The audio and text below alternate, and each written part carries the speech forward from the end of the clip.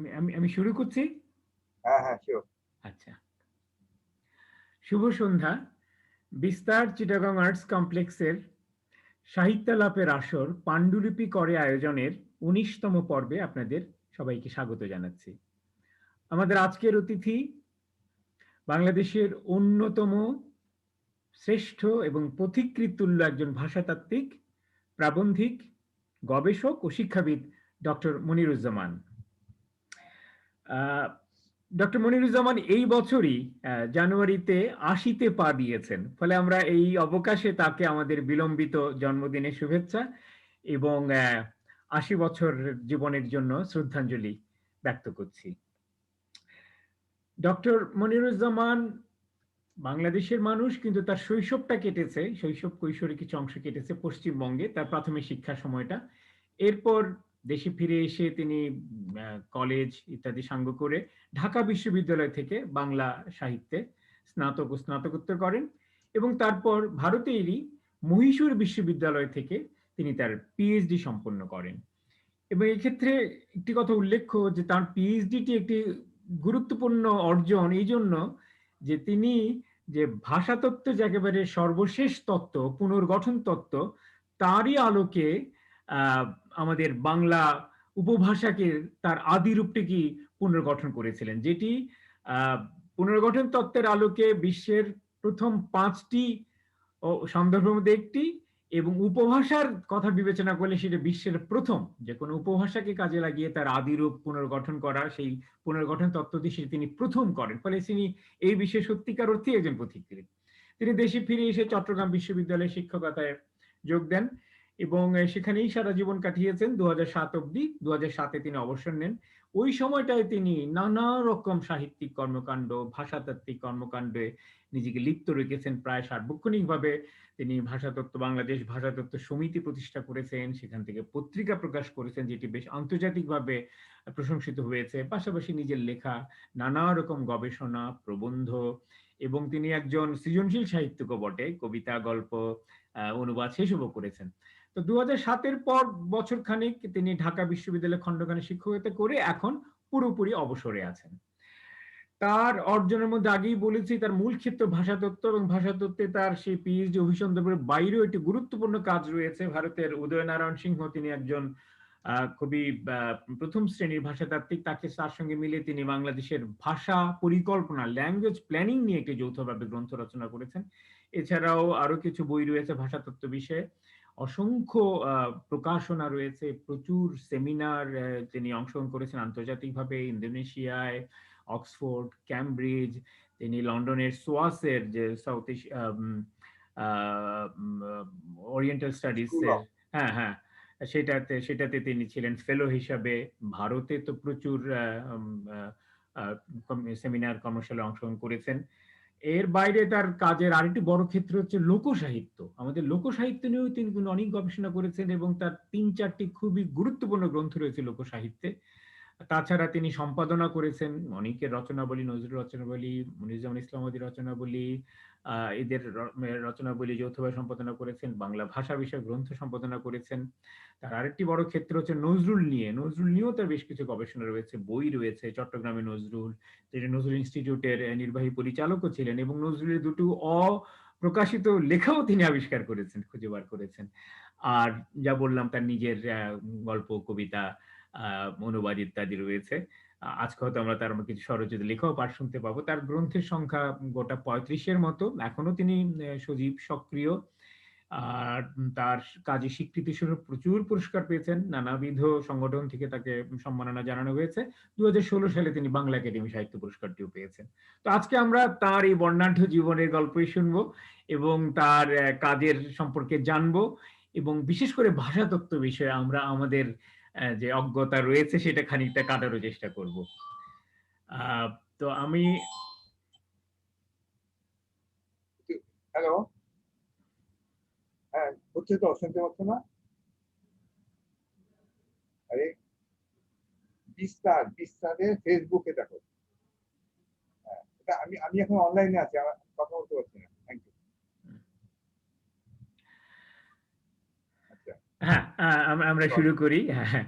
আমাদের শুরুর প্রশ্নটা আপনার শুরু নিয়ে। অর্থাৎ আ আমরা অবশ্যই আপনার শৈশবের গল্পটা শুনতে চাইবো। পশ্চিমবঙ্গে আপনার কিভাবে শৈশব কৈশোর কেটেছে।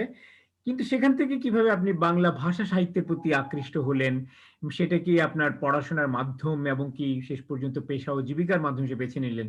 কিভাবে আপনি আকৃষ্ট হলেন বাংলা ভাষা সাহিত্যের প্রতি এবং এক পর্যায়ে লেখালেখির প্রতি? সাহিত্যকর্ম, ভাষাতাত্ত্বিক গবেষণা সব মিলিয়ে একজন বৌদ্ধিক আ কুশীলব হিসেবে কিভাবে নিজেকে আপনি তৈরি করলেন? সেই সূচনা পর্বের গল্পটা শুনতে চাই। ধন্যবাদ। আ আমার শৈশব কেটেছে যেটা বললেন যে পশ্চিমবাংলায়। পশ্চিমবাংলার একাধিক জায়গাতে। প্রথম আমার স্মরণীয় আ যেটা মনে করতে পারি সেটা যেখানে ১ম স্কুলে ভর্তি হই সেই জায়গাটার নাম হচ্ছে ওই নৈহাটি, বঙ্কিমচন্দ্রের নৈহাটি। সেখান থেকে আমি পরের বছরে চলে আসি বরণ। তারপরে আসি ডায়মন্ড হারবার। তো এইসব জায়গা ঘুরে আ তারপরে যখন দেশ বিভাগ হলো, পার্টিশন হলো, তখন আমি চলে এলাম আমাদের দেশের গ্রামে। তো আপনি যেটা বলছেন যে সাহিত্যের দিকে যে আমার আগ্রহটা, সেই আগ্রহটা আমি যখন পশ্চিমবাংলা ছিলাম তখন সাহিত্য কি তাও বুঝতাম না। পড়াশোনার গুরুত্ব কি তাও আমি ভালো বুঝতাম। কিন্তু সেখানে কয়েকটা ঘটনা ঘটেছিল। সেই ঘটনাগুলি আমার মনে হয় যে আমার পরবর্তী জীবনে এর একটা প্রভাব আছে সেটা যেভাবে থাকে। ১ম টা হচ্ছে যে আমি যখন বরানগরে ছিলাম তখন আমার বয়স ধরেন ৫-৬ বছর। তো সেই সময় আমার একটা ক্লাসমেট তার নাম ছিল কাজল। এই কাজল আমরা খেলাধুলা করতে, করতে বৃষ্টি এলো খুব জোরে। তখন সে তার বাড়িতে চলে গেল। বাড়িতে যাওয়ার সময় যে একটা খোলা মাঠের মাঝখান দিয়ে যেতে হয়। তো সেই মাঠে প্রচুর তখন পানি জমে গেছে। আর সেইখানে তখন বজ্রপাত হয়। সেই বজ্রপাতে সেই পানিতে এই ছেলেটি মারা যায়। তার এই যে মৃত্যু এটা আমার ১ম মৃত্যুর অভিজ্ঞতা এবং আমার খুব প্রিয়জনের মৃত্যু। এরপরে আমি চলে এলাম তো ডায়মন্ড হারবারে। কিন্তু এই শোকটা আমার মনের মধ্যে থেকে গেল। এই শোকটা আমার অনেক দিন ধরে আমার মনে ছিল। এখনো আমার মনে হলে আমার খুব খারাপ লাগে। আর যখন আমি এলাম ডায়মন্ড হারবারে তখন আমি যখন ক্লাস 5 এ উঠলাম সেদিন ক্লাসে একটা ঘটনা ঘটল। সেই ঘটনা হচ্ছে আ আমাদের যিনি বাংলা পড়াতেন তার নাম মনে আছে আমার অচিন্ত্যবাবু। অচিন্ত্য কি আমি তা জানি না।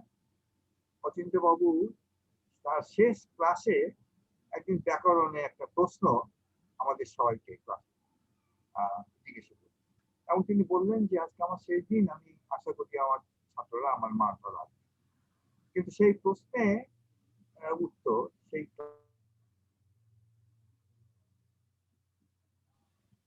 আমি বসেছিলাম ফার্স্ট বেঞ্চে কিন্তু প্রশ্নটা উনি শেষের দিক থেকে করে আসছিল এবং সবাইকে দাঁড় করাতে করাতে আসছিল। তারপর যখন আমার কাছে এলেন আমি উত্তরটা দিলাম। উনি উত্তরটা নিলেন এবং খুশি হলেন। খুশি হয়ে যেটা বললেন যে সমস্ত ক্লাসে পারলো না কেউ তুমি পারলে আমি তোমাকে আশীর্বাদ করি তুমি বড় হয়ে তুমি একজন দয়া করো। এইটা আমার মনের মধ্যে সবসময় ছিল এবং জানি না তার এই আশীর্বাদ পরবর্তীকালে আমাকে ভাষাতত্ত্বের দিকে টেনে নিয়েছে। তবে সাহিত্যের দিকে ওই যে কাজল মারা গেল এই মৃত্যুটা আমি তো বুঝতে পারছিলাম না। আমি যখন ১৯৪৭ সালে দেশ ভাগের পরে যখন দেশে ফিরছিলাম তখন যে ট্রেনে করে ফিরছিলাম সেই ট্রেনের তালে তালে আমি তখন সেই কাজলকে নিয়ে আমি গান রচনা করছিলাম। মুখে মুখে বলতে বলতে এটা গানের মতো হয়ে গেল। সেই গানের কথা সব মনে নাই কিন্তু কিছু মনে আছে আমার এখন। একটা কথা ছিল জল ভাড়ানো তো মেঘে কাজল বাতাস বয় ডেকে। এটা আমার মনে আছে।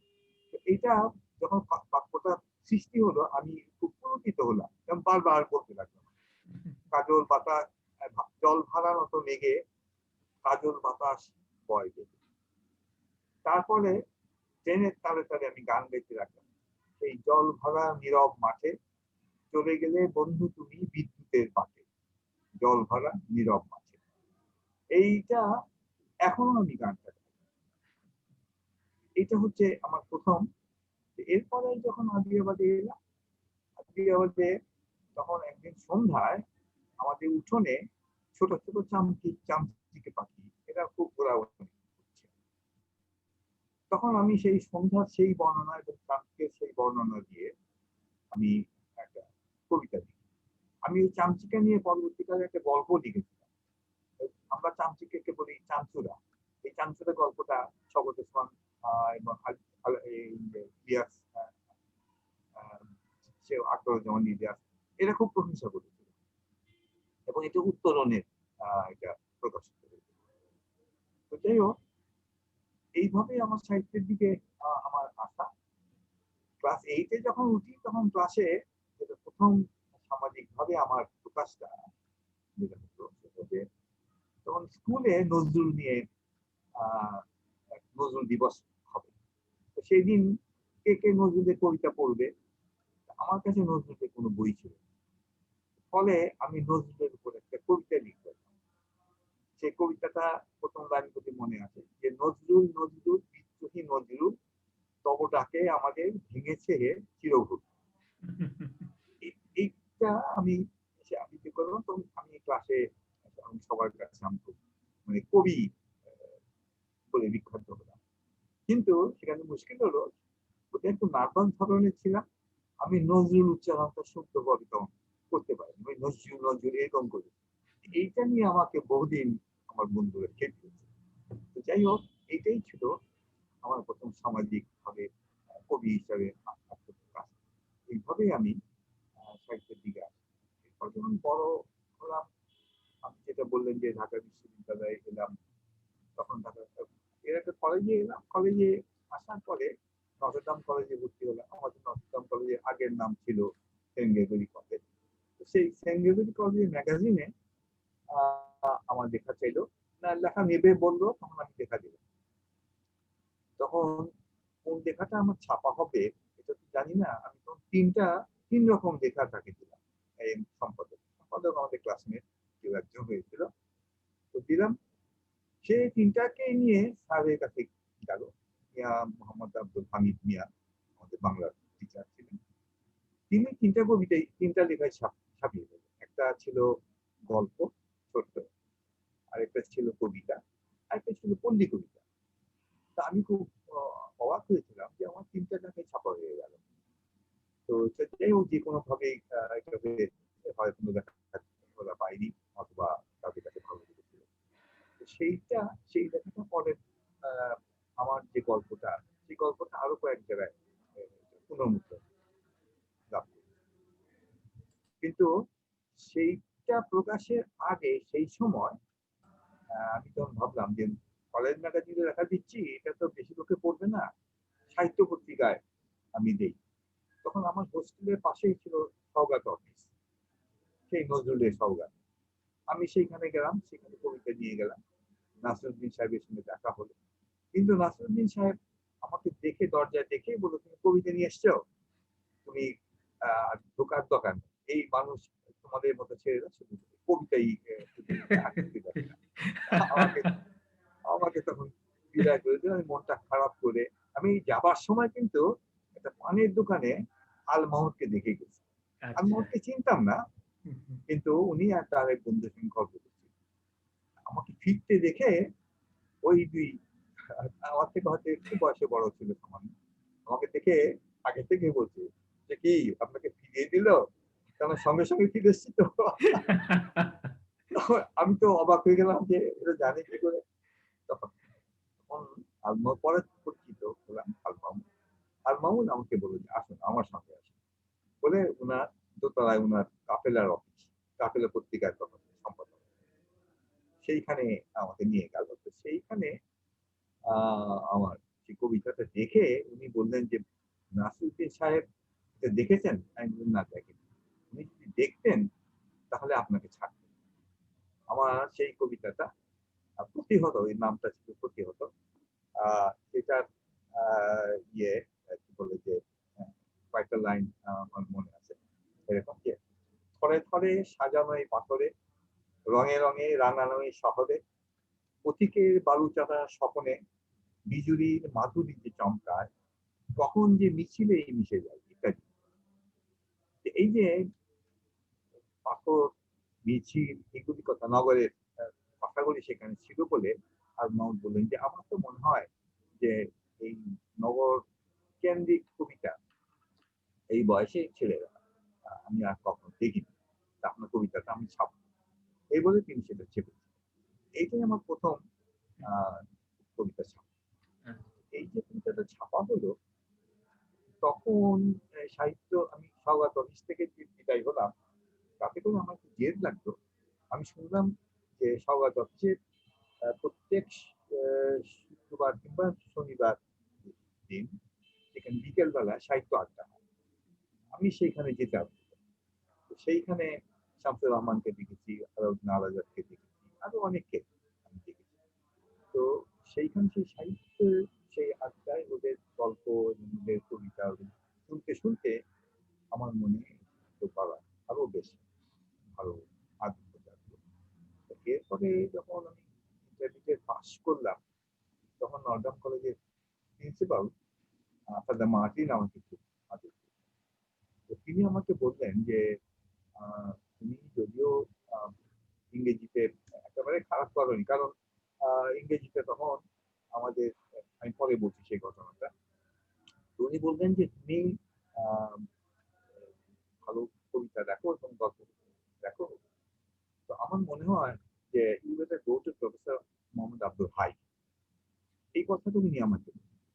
তখন আমি সরাসরি চলে গেলাম হাই সাহেবের কাছে। হাই সাহেব যাওয়ার পরে উনি আমার কাগজপত্র দেখলেন। মানে উনি উনি তো তখন ঢাকা বিশ্ববিদ্যালয়ে। ঢাকা বিশ্ববিদ্যালয় বাংলার আচ্ছা, সেখানে গেলেন আপনি। আচ্ছা। সেখানে হুম, গেলাম। হুম, তো উনি আমার কাগজপত্র দেখে উনি শুধু বললেন যে তুমি একটা কবিতা আবৃত্তি করো। আমি তখন রবীন্দ্রনাথের দুঃসময় এই কবিতাটা আমি আবৃত্তি করলাম। উনি কবিতা 4 লাইন আবৃত্তি করার পরে উনি বললেন যে আর লাগবে না, তুমি গিয়ে ভর্তি হতে যাও। এই আমি বাংলায় ভর্তি হয়ে গেলাম। কিন্তু আমি ফাদার মার্টিনের কাছে গিয়েছিলাম যে আমি যদি ইংরেজিতে ভর্তি হই তাহলে কেমন হবে, এবং আমি কলেজ থেকে কিছু সাহায্য পাবো কিনা, মানে আমাকে কিছু বোঝানো টোঝানোর ব্যাপারে আপনারা সাহায্য করুন। আমি এই কথা বলতে গেছিলাম, কিন্তু উনি আমাকে পাঠিয়ে দিলেন বাংলায়। বাংলায়। এই আর কি আমি বাংলায় গেলাম। তো এটাই হচ্ছে প্রথম আচ্ছা, দিকে হ্যাঁ। আমার। আচ্ছা, হ্যাঁ। না, সেটা বেশ খুবই চিত্তাকর্ষক ঘটনা, বেশ গল্পের মতোই ঘটনা। এবং আপনার সব মনে আছে, এটাও খুব বিস্ময়কর। সেই পংক্তিগুলো সব মনে আছে। এইগুলি অর্থাৎ সব মনে কতখানি আছে। গভীরভাবে আপনি তার সঙ্গে লিপ্ত ছিলেন বোঝাই যাচ্ছে। তো আমরা এরপর তো আপনার দীর্ঘ জীবন গেল ভাষা নিয়ে, ভাষাতত্ত্ব নিয়ে, সাহিত্য নিয়ে, এবং আপনি অনেক কাজ করেছেন, গুরুত্বপূর্ণ সব কাজ করেছেন যেগুলো সচরাচর আমাদের দেশে কেউ করতে চায় না ওই বিষয়গুলোতে। আপনি সেখানেই গেছেন। তো আমরা এখন আপনার কাছ থেকেই শুনতে চাইবো। আমি সংক্ষেপে ২ টা নাম বলেছি মাত্র। আপনার কাছ থেকে শুনতে চাইবো সেই আপনার গুরুত্বপূর্ণ কাজগুলোর বিষয় সম্পর্কে বা তার বৈশিষ্ট্যগুলো সম্পর্কে, বা কিছু অভিজ্ঞতা তাকে কেন্দ্র করে যদি থাকে। আপনার প্রধান প্রধান সাহিত্যিক এবং গবেষণা এবং ভাষাতাত্ত্বিক কাজগুলো নিয়ে। আমার প্রথম কাজ যেটা ঢাকা বিশ্ববিদ্যালয়ে, আমি কলেজে যে হোস্টেলে ছিলাম, ব্যাপটিস্ট মিশন হোস্টেল সদরঘাট, সেইখানে তার আশেপাশে বেশ কয়েকটি সাহিত্য পত্রিকার অফিস এবং শিশু পত্রিকার অফিস। তো সেইখানে আলাপনী বলে একটা পত্রিকা বেরোয় শিশুদের। হুম, সেই পত্রিকায় আমি ছড়া লিখতে আরম্ভ করলাম, এবং সংবাদ পত্রিকা ছিল আরেকটু পাশেই, নবাবপুর রোডের দিকে। সেইখানেও আমি এই ছড়া লিখতে আরম্ভ করলাম। আলাপনীতে যে ছড়াটা আমি ছাপিয়েছিলাম, এটা সুভাষ মুখোপাধ্যায়ের হাতে পড়েছিল। সুভাষ মুখোপাধ্যায় আমাকে এই ছড়াটা খুব দারুণ প্রশংসা করেছিল এবং আমাকে বলেছেন যে তুমি লিখে দাও। কিন্তু আমি আর পরে আমি কিন্তু আর ছড়া চর্চা করি, কবিতা লিখেছি কিছু, কিন্তু ছড়া আর চর্চা করি। তো যাই হোক, সেই ছড়াগুলি পরে আহ শিশু একাডেমি থেকে বেরিয়েছিল, নিম পাতা তৈরি এই নাম। তো আমি যখন বিশ্ববিদ্যালয়ে এলাম, তখন সমকাল বেরোচ্ছে। আমি তখন সমকাল অফিসে একদিন গেলাম। তখন আবু আবু জাফর সাহেব তিনি আমাকে প্রথমে বললেন যে তুমি আমাকে গল্প দাও। আমি তখন গল্প দিলাম।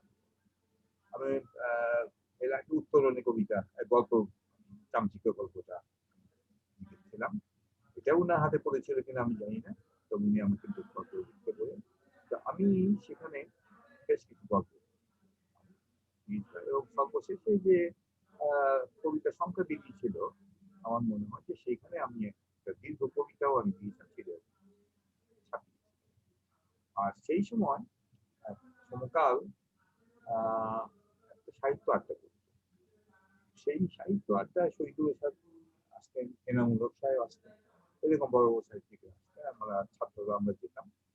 তো আমরা বিশ্ববিদ্যালয়ের ছাত্র বলে আমাদের একটা আলাদা থাকতো। আমরা তখন মনে আছে আমি যেতাম, আব্দুল্লাহ আবু সাইদ যেত, রাহাত খানের কথা আমার মনে নাই, আমাদের ক্লাসমেট ছিল, কিন্তু আরো কয়েকজন যেত। আর সেই সময় সরি, ঢাকা বিশ্ববিদ্যালয়ে আমার কয়েকটি ঘটনা ঘটেছে। সেই ঘটনাগুলি এই প্রসঙ্গে আমি বলি।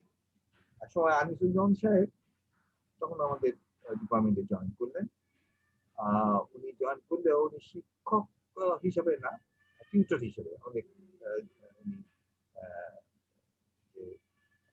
টিউটোরিয়াল এইগুলি উনি করাতেন। তখন ওনার বোধহয় পিএইচডি রেজাল্টটা হয়নি এই জন্য। তো উনি একটা কমিটির সভাপতি হিসাবে নজরুলের উপরে রচনা প্রতিযোগিতা সভাপতি এবং বললেন যে তোমরা কে নজরুলের উপর। আমি একটা প্রবন্ধ লিখলাম, কিন্তু প্রবন্ধ লিখে আমার কাছে ইয়ে হয়নি, ভালো লাগেনি। তখন আমি ভাবলাম যে এটা দিলে আমি স্যারের কাছে আমার ইয়েটা ইমেজটা খারাপ। আমি এটা দিলাম না। তো তখন একটা রেজাল্ট বেরোলো, কেউ একজন প্রথম হলো। তখন তার সেই লেখাটা পড়ে আমি আনিস স্যারকে বললাম যে স্যার আমি তো একটা লিখেছিলাম, কিন্তু আমি একটা লজ্জায় আর দিইনি। এতে লেখাটা দেখে উনি বলে তুমি দিলে না, কারণ দিলে তো তুমিই পেতে। তো যাই হোক, এই একটা ঘটনা ঘটছে। তারপরে গাফফার চৌধুরী চাকসুর সাহিত্য সম্পাদক হিসাবে তিনি কবিতা প্রতিযোগিতা দিলেন। সেই কবিতা প্রতিযোগিতা আমি 2 বছর আমি প্রথম হয়েছিলাম গাফফার চৌধুরী। আমরা চাকসুর সার্টিফিকেটও আমাকে দেওয়া হয়েছে। তারপরে বিভিন্ন হলে সাহিত্য প্রতিযোগিতাতেও আমি অংশগ্রহণ করতাম। এই সময় পাকিস্তানে আমাদের নিয়ে যাওয়া হতো। আমাদের যখন সেকেন্ড ইয়ারে উঠলাম, তখন আন্ত পাকিস্তান ট্যুর হতো ছাত্রদের। আমরা গেলাম, আমাদের সঙ্গে ছিল জহির রায়হান, মোহাম্মদ মনিরুজ্জামান, তারপরে মোহাম্মদ শাহ কুরেশি, এরকম আমার সিনিয়র ছাত্র যারা ছিল এরা। গাফফার চৌধুরী ছিলেন কিনা আমার মনে নেই, নিয়ামুল বাসির ছিল, এরা এরা সব ছিল। তো সেইখানে গিয়ে মোহাম্মদ মনিরুজ্জামান একটা কবিতা লিখে, অর্ধেক লাইন লিখে উনি চিন্তা করছেন। আমি বললাম যে কি ব্যাপার, কবিতা লিখছেন, কবিতা মিলছে না? আমি বললাম যে আপনার সঙ্গে একটা জয়েন্ট কবিতা লিখতাম। বলছে হ্যাঁ, এই কবিতাটা আপনি শেষ করেন। আমি তখন সেই কবিতাটা রাখার পরে উনি পছন্দ করলেন, ভালোই বললেন হ্যাঁ তুমি তো ভালোই লিখছো। সেই দিন একটা ইন্ডিয়ান হাই কমিশনের অফিসে আমাদের চায়ের দাওয়াত ছিল। তো সেইখানে গিয়ে আমি দেখি একটা ইংরেজি পত্রিকা, সেই পত্রিকার মধ্যে জাফর সাহেব কবিতা একটা ইংরেজি অনুবাদ রিকোয়েন্ট, এইটা দেখে আমি ওখানে বসে বসে কবিতাটা অনুবাদ করে ফেললাম। এটা পরে সওগাতে ছাপা হয়েছে। তো এইটা হচ্ছে আমার পরবর্তী আমি আপনার যে কাজগুলো বইগুলো বিশেষ করে যে পরে যে বইগুলো বেরোলো ভাষা সাহিত্য বিষয়ক, ওইরকম কয়েকটা গুরুত্বপূর্ণ বইয়ের বিষয় যদি একটু বলতেন। এইখান থেকে শুরু করি। এই সময় এমএ পরীক্ষা যখন কাছে এলো, তখন আমার হঠাৎ মনে হলো যে আমি এবার পরীক্ষা দেবো। পরীক্ষা না দেওয়ার দুটো কারণ, একটা হচ্ছে যে আমার হোস্টেলের যে চার্জ দেওয়ার টাকা পয়সা ইয়ে হচ্ছিল, সংকলন হচ্ছিল না। আরেকটা হলো যে আমার কাছে মনে হলো যে এই পরীক্ষা ফি দেওয়ারও একটা ইয়ে হচ্ছে, অসুবিধা হচ্ছে। তখন আমি করলাম কি, এই পরীক্ষা না দিয়ে আমি লাইব্রেরিতে ঢুকে বসে বই লিখতে আরম্ভ করলাম। একটা উপন্যাস লিখে ফেললাম একজন আমাদের বন্ধুর তাগিদা। সেই উপন্যাসটির নাম হচ্ছে আলো দিয়ে বায়ু। এটা পরবর্তীকালে এটাই আমার প্রথম একটা বড় লেখার প্রকাশনা। এইটা কিন্তু বই আকারে এখনো প্রকাশিত। এরপরে আমি যখন ঢাকা চিটাং কলেজে গেলাম, চিটাং কলেজে থেকে আমি বিশ্ববিদ্যালয়ে গেলাম। বিশ্ববিদ্যালয়ে গিয়ে 1969 সালে, যে বছর ভাই সাহেব বা মুক্তিযোদ্ধা সাহেব মারা যান, সেই বছরে আমার প্রথম প্রবন্ধের বই প্রকাশিত। এবং সেই বইয়ের ভূমিকা দিতেন আবুল ফজল সাহেব। এর পরে ওই সাথে সাথে আমার একটা গল্পের বই বেরোলো। এটা পুঁথিঘর থেকে গল্পের বইটা বেরিয়েছিল। সেই বইটার নাম হচ্ছে পুরুষ পরম্পরা। এই দুটি আমার প্রথম প্রথম প্রকাশনা। আর এই সময় চট্টগ্রাম বিশ্ববিদ্যালয়ে পাঠ্য বই ছাপার জন্য আলী হাসান সাহেব বাংলাদেশ, তিনি আমাদের সবাইকে এক একটা বই, আমাদের যেগুলি পড়াচ্ছি ক্লাসে, সেগুলি এডিট করার জন্য এক একজনকে একটা দায়িত্ব দিলেন। আমাকে দায়িত্ব দিলেন ডিএলআই এর নাটক ইয়ে করার জন্য, সম্পাদনা করার। তখন আমি নূরজাহান এবং শাহজাহান এই দুটো নাটককে একসঙ্গে আমি সম্পাদনা করলাম। এই দুটোই হচ্ছে এই তিনটা বই কিন্তু আমার একই বছরে ছাপা হয়েছে। আমার গল্পের বইটি, প্রবন্ধের বইটি এবং এই সম্পাদনা। এটা প্রকাশনার পরে পরবর্তীকালে আস্তে আস্তে আমার অন্যান্য দিকে আমি আমরা সেই অন্যান্য দিকের গল্পটাই শুনতে চাইবো, বিশেষ করে ভাষাতত্ত্ব বিষয়ে, যে আপনার ভাষাতত্ত্বের প্রতি আগ্রহ কিভাবে তৈরি হলো, এবং ভাষাতত্ত্ব নিয়ে যে একটা জীবন কাটিয়ে দিলেন আপনি, আপনার হ্যাঁ, নিজস্ব ভাষাতাত্ত্বিক চিন্তাটা কি, বাংলা ভাষা বা বাংলা ভাষাতত্ত্ব নিয়ে আপনার নিজস্ব কিছু চিন্তা, আমাদের দেশে বর্তমানে এই ভাষাতত্ত্বের চর্চার অবস্থান, এগুলো নিয়ে যদি একটা একটা বিশদ আলোচনা করতেন এই সুযোগে।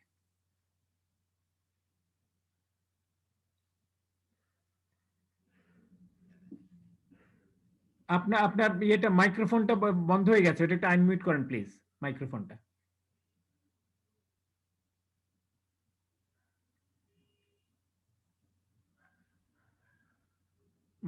মাইক্রোফোনটা আনমিউট করেন।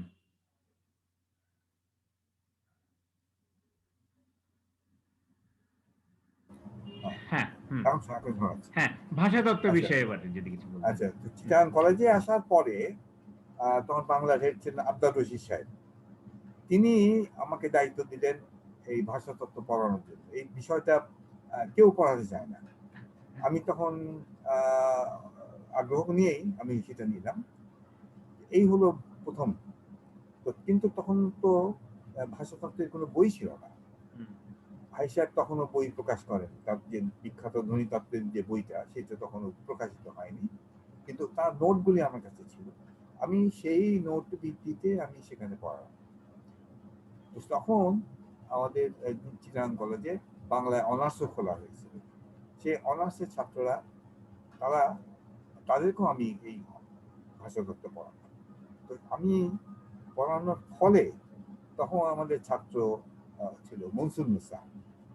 এই মনসুর মুসা অনার্সে সমস্ত বিশ্ববিদ্যালয়ে, ঢাকা বিশ্ববিদ্যালয়ের আন্ডারিত ছিল সব, হুম, সে ফার্স্ট হলো। তখন হাই সাহেব এই চিরাং কলেজের প্রিন্সিপালকে ফোন করতে জানতে চাইলেন যে এখানে ভাষাতত্ত্ব কে পড়ায় যে তার ছেলে ফার্স্ট হয়। তখন যখন শুনলেন যে আমি পড়াই, তখন হুম, বললেন যে হ্যাঁ, এই কারণেই সে করেছে। তো এইটা হচ্ছে ভাষাতত্ত্বের আমার একটা প্রেরণা। হুম, ফলে যখন আমি বিশ্ববিদ্যালয়ে এলাম, হুম, হুম, আমি যে বিশ্ববিদ্যালয়ে এলাম 68 সালে, তা 71 সাল তো প্রায় কাছাকাছি সময়। তো সেই সময় স্বাধীন হলো, স্বাধীন হওয়ার পরে অনেকে বিদেশে চান্স পাচ্ছে, চলে যাচ্ছে। আমিও ভাবলাম যে আমিও তাহলে বিদেশে, কিন্তু বিদেশে আমি কোথায় যাব? একজন আমাকে বললো তুমি কলকাতায় যাও। তখন কলকাতার ভাষাতাত্ত্বিকদের সঙ্গে আমি যোগাযোগ করতে চেষ্টা করলাম। তখন কলকাতা বিশ্ববিদ্যালয়ের ভাষাতত্ত্বের যে প্রধান ছিলেন প্রণবেশ সিংহ রায়, তিনি খুব নাম করা একজন প্রফেসর হুম, ছিলেন। তিনি আমাকে চিঠি লিখলেন যে তুমি আসো, তোমার জন্য আমি সব ব্যবস্থা করে দেবো। কিন্তু তখন তিনি মারা গেলেন। তখন একজন আমাকে বললো যে তুমি যদি ভাষা নিয়ে কাজ করতে চাও, তো বাংলা ভাষা নিয়ে তো করবে। তো তোমাদের দেশের একজন পণ্ডিত আমাদের কলকাতায় কাছে আছে, মেদিনীপুরে, তার নাম অনিমেষ কান্তি পাল। তুমি তার সঙ্গে যোগাযোগ করে দেখো তো। অনিমেষ কান্তি পাল আমাকে সরাসরি তার বাসায়, বাড়িতে আমন্ত্রণ জানালেন এবং বললেন যে তুমি কলকাতা বিশ্ববিদ্যালয়ে ভর্তি হয়েও না, কারণ কলকাতা বিশ্ববিদ্যালয়ে সনাতন ভাষাতত্ত্ব পড়ানো হয়। তুমি হাই সাহেবের ছাত্র, হাই সাহেব অনেক এগিয়ে গেছেন, এই অগ্রসরতা আমাদের কলকাতায় নেই। হ্যাঁ, তুমি যদি যাও তাহলে তুমি মহীশূরে চলে যাও, সেইখানে এই নতুন ভাষা কেন্দ্র সৃষ্টি হয়েছে, সেইখানে তুমি গেলে তো তুমি তো শিখতে পারবে কিছু। আমি এই কথা শুনে আমি ওই মহীশূরের কেন্দ্রীয় ভাষাতত্ত্ব কেন্দ্র, যেটা ভারতীয় ভাষাতত্ত্ব কেন্দ্র, সেখানে আমি চিঠি লিখলাম ডাইরেক্টরকে, না জেনে। সঙ্গে সঙ্গে উত্তর পেলাম এবং আমি স্কলারশিপও পেলাম। তখন তারা যেহেতু নতুন ইনস্টিটিউট করেছে, তারা আমাদের সাদরে গ্রহণ করলো, আমাকে স্কলারশিপও দিতে চাইল। আমি সেখানে গেলাম, কিন্তু সেখানে একটা দুঃখের ব্যাপার হলো, উনি যাওয়ার সময় ডক্টর পট্টনায়ক আমার গাইড ছিলেন এবং ওখানকার ডাইরেক্টর। তিনি বলেন যে আসার সময় তুমি যদি ফিল্ড ওয়ার্ক করে আসো তাহলে আমাদের জন্য সুবিধা হবে, তোমারও আর একবার যেতে হবে না। তা আমি তখন কিছু ফিল্ড ওয়ার্ক করে নিয়ে গেছিলাম, এবং ফিল্ড ওয়ার্ক করার সময় আমি ভাবলাম যে বাংলাদেশের, গোটা বাংলাদেশের ব্যাপারটা নিয়ে তো কাজ করা যাবে না। আমি বরং বাংলাদেশের পূর্ব দিকের যে ল্যাঙ্গুয়েজ, যেহেতু আমি চিটাং ছিলাম, চিটাং, নোয়াখালী, কুমিল্লা এবং পরে আমি সিলেটকে যোগ করলাম, এইগুলি নিয়ে আমি একটা ফিল্ড ওয়ার্ক করে আমি নিয়ে গেলাম।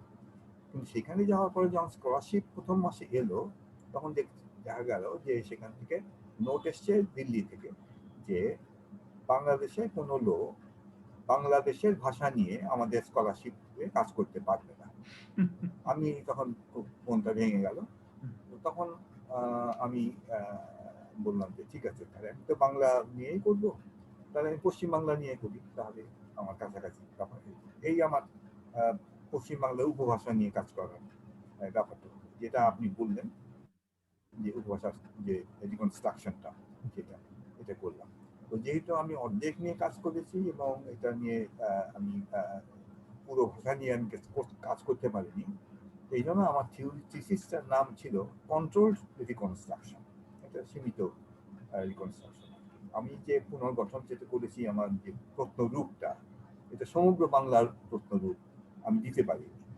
যাই হোক, তো এই ওখান থেকে আমি ডিগ্রিটা করলাম, এবং আমার যে ডিগ্রিটা সেটা এক্সটার্নাল ছিল প্রফেসর ফেয়ারব্যাঙ্কস, আমেরিকা। তিনি নাকি আমি শুনেছি পরে যে আমার এটা খুব প্রশংসা করেছিলেন। আমি সেখানে একটা, শুধু যে আমি এই উপভাষার প্রশ্নরূপটা আবিষ্কার করেছিলাম তা না, আমি একটা তত্ত্ব, যেটা মানে প্রতিষ্ঠিত তত্ত্ব, আমেরিকান পণ্ডিতরা যেটা বলতেন যে উপভাষার কোনো গঠন করা যায়, পুনর্গঠন করা যায় না, তার রূপ পূরণ করে, আমি এই তত্ত্বটাকে আমি ম্যানিফাই করেছিলাম, এটাকে নস্যাৎ করে দিয়ে আমি এটা প্রতিষ্ঠা করেছিলাম। এটা হচ্ছে আমার ক্রেডিটটা হচ্ছে এখানে। আচ্ছা, তো তারপরে ভাষাতত্ত্ব নিয়ে পরবর্তীকালে আমি বিভিন্ন জায়গায় যে সমস্ত পেপার আমি দিয়েছি, নানান জায়গায় আমি লন্ডনে পেপার পড়েছি, দিল্লিতে পেপার পড়েছি, মাদ্রাজে পেপার পড়েছি, কলকাতায় পেপার পড়েছি।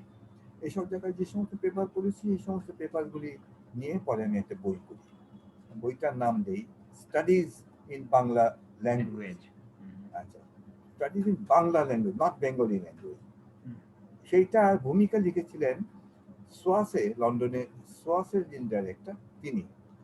তাকে যখন আমি ম্যানুস্ক্রিপ্টটা পাঠালাম, তিনি প্রথমে আপত্তি করলেন, বললেন যে বাংলা তো হয় না, ইট মাস্ট বি বেঙ্গলি। কিন্তু তিনি যখন আমার বইটা পড়লেন, পড়ে উনি ভূমিকাটা লিখে দিলেন, তখন তিনি আর আপত্তি করলেন না। দেখলাম যে বাংলা কথাটা মেনে নিয়েছেন।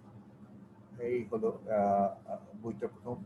এবং তারপরে উদয় নারায়ণ সিং, সে তার পিএইচডি করার জন্য সে ফিল্ড ওয়ার্ক করছিল, তখন আমাকে সাথে নিয়ে সে বাংলাদেশের এই পূর্ব বাংলাদেশের যে অংশটা, এই অংশের আমরা ফিল্ড ওয়ার্ক করলাম দুইজন মিলে করে। আমরা ল্যাঙ্গুয়েজ প্ল্যানিং এর যে ব্যাপারটা, এই ব্যাপারটা আমরা করলাম। এবং তখন সে বরোদা বিশ্ববিদ্যালয় ছিল সে তখন, এই বড়দের বিশ্ববিদ্যালয় থেকে এই বইটা ছাপা হয়েছিল। প্রকাশক ছিল কলকাতার জ্ঞান কোষ। জ্ঞান কোষ এটা ছিল আমার দ্বিতীয় বই। তারপরে বাংলা একাডেমি থেকে আমার অনেকগুলি বই, ভাষাতত্ত্ব অনুশীলন। এই ভাষাতত্ত্বের চর্চার কি অবস্থা এখন বাংলাদেশে, এবং এই নিয়ে আপনার এইটা কি পর্যবেক্ষণ এবং মূল্যায়ন? এইটা একটা খুব মূল্যবান কথা বা মারাত্মক একটা আমাদের সংকটের কথা আপনি বললেন। আমি বলি যে আমাদের দেশে যে ভাষা তত্ত্ব ব্যাপারটা, এইটা আমরা প্রথম জানলাম শহীদুল্লাহ সাহেবের কাছ থেকে, যে তিনি 20টা ভাষা জানেন। এটা মানুষের কাছে অবিশ্বাস্য বলে মনে হতো, কিন্তু তিনি শুধু 20টা ভাষা জানতেন এইটা বড় কথা ছিল না। কারণ বহু ভাষা জানা, এটাকে আমাদের ভাষায় বলা হয় পলিগ্লট। আমাদের দেশে এখন অনেকেই পলিগ্লট ছিল, বহুভাষী লোক অনেকেই ছিল, কিন্তু তিনি শুধু বহুভাষী ছিলেন না, তিনি ছিলেন লিঙ্গুইস্ট। কিন্তু এর দুটার মধ্যে যে পার্থক্যটা কি, এটা বোঝার জন্য এই প্রফেসর মোহাম্মদ আব্দুল হাই সাহেব যতদিন উনি তার বই না লিখলেন ততদিন আমরা সেটা বুঝতে পারি। এবং সেইটা বোঝার পরেও যে আরো কয়েকটা ধাপ আমাদের এগোতে হয়েছে, সেই ধাপে ধাপে আমরা শহীদুল সাহেবকে যেমন বুঝতে পেরেছি, হাই সাহেবকে বুঝতে পেরেছি, আমাদের দেশে ভাষাতত্ত্ব চর্চারও সেরকম একটা অগ্রগতি হয়েছে। সেইগুলি হচ্ছে ঢাকাতে প্রথম বাংলা ভাষার ছাড়াও, বাংলা ডিপার্টমেন্ট ছাড়াও IML, যেটা ইনস্টিটিউট অফ মডার্ন ল্যাঙ্গুয়েজ, এইটা সৃষ্টি হলো। এখানে বিদেশিদের বাংলা শেখানো হয় এবং কিছু ভাষাতত্ত্ব চর্চাও শেখানো হয়। তারপরে ভাষা বিজ্ঞান বিভাগ সৃষ্টি হলো, সেখানেও এখন আছে, সেটা শেখানো হলো। এই ভাষা বিজ্ঞান বিভাগও আবার কয়েকটা ভাগে ভাগ হয়ে আরো কয়েকটা বিভাগ শেখানো হয়েছে। চিটাগাংয়ে আমি যখন ছিলাম তখন আমি কিছু প্ল্যান করে দিয়েছিলাম, এবং পরে সেখানে একটা ভাষা কেন্দ্র সৃষ্টি হয়েছে, সেখানেও এখন ভাষাতত্ত্ব চর্চা সৃষ্টি হচ্ছে। জাহাঙ্গীরনগর বিশ্ববিদ্যালয়ে আমাদের ছাত্ররাই সেখানে পড়াচ্ছে, বিশেষ করে দানিউল হক খুব নাম করেছে, সেখানে বাংলা বিভাগে থেকে সে ভাষাতত্ত্ব চর্চার জিনিসটা বেশ অনেকটা অগ্রসর করে দিয়েছে। সাভারে আমার ওই যে মনসুর মুসা বললাম, মনসুর মুসা সেখানে language communication and culture department, গণবিশ্ববিদ্যালয় নলমে, সেইখানে তিনি এখন ভাষা এই চর্চাটা অব্যাহত রেখেছেন। এই যে IML এ বাংলা বিভাগে, ভাষা বিজ্ঞান বিভাগে, কিংবা চিটাগাংয়ে IML এ, যে জাহাঙ্গীরনগরে এই কমিউনিকেশন সেন্টারে, এখানে যে চর্চাগুলি হচ্ছে, এইগুলি তো তারই ফল। এগুলি হাই সাহেব শুরু করেছিলেন বলেই এগুলি হয়েছে। এই জন্য আমি আমার থিসিসে এই হাই সাহেবকে আমরা বলেছি এই ভাষাতত্ত্ব চর্চা তিনি হচ্ছেন আমাদের ফাউন্টেন হেড, আমাদের মোটামুটি ভাবে। তো এরপরে যেটা সমস্যা যেটা হয়েছে, হাই সাহেব মৃত্যুর পরে যদিও এই সেন্টারগুলি আছে, এই বিভাগগুলিও আছে, কিন্তু সেই চর্চাটা নেই। এই চর্চাটা আমাদের কমে গেছে, কিংবা অন্যদিকে আমাদের গড়িয়ে যাচ্ছে। তো ফলে এই কয়েকজন ব্যক্তিগত ভাবে আমি, আমার ছাত্ররা বা অন্য বাইরের লোকেরা, তারা কয়েকজন ব্যক্তিগত ভাবে কিছু কিছু হয়তো ভাষা চর্চা করেছে, কয়েকটা প্রবন্ধ লিখছে বিভিন্ন অন্যান্য পত্রিকায়।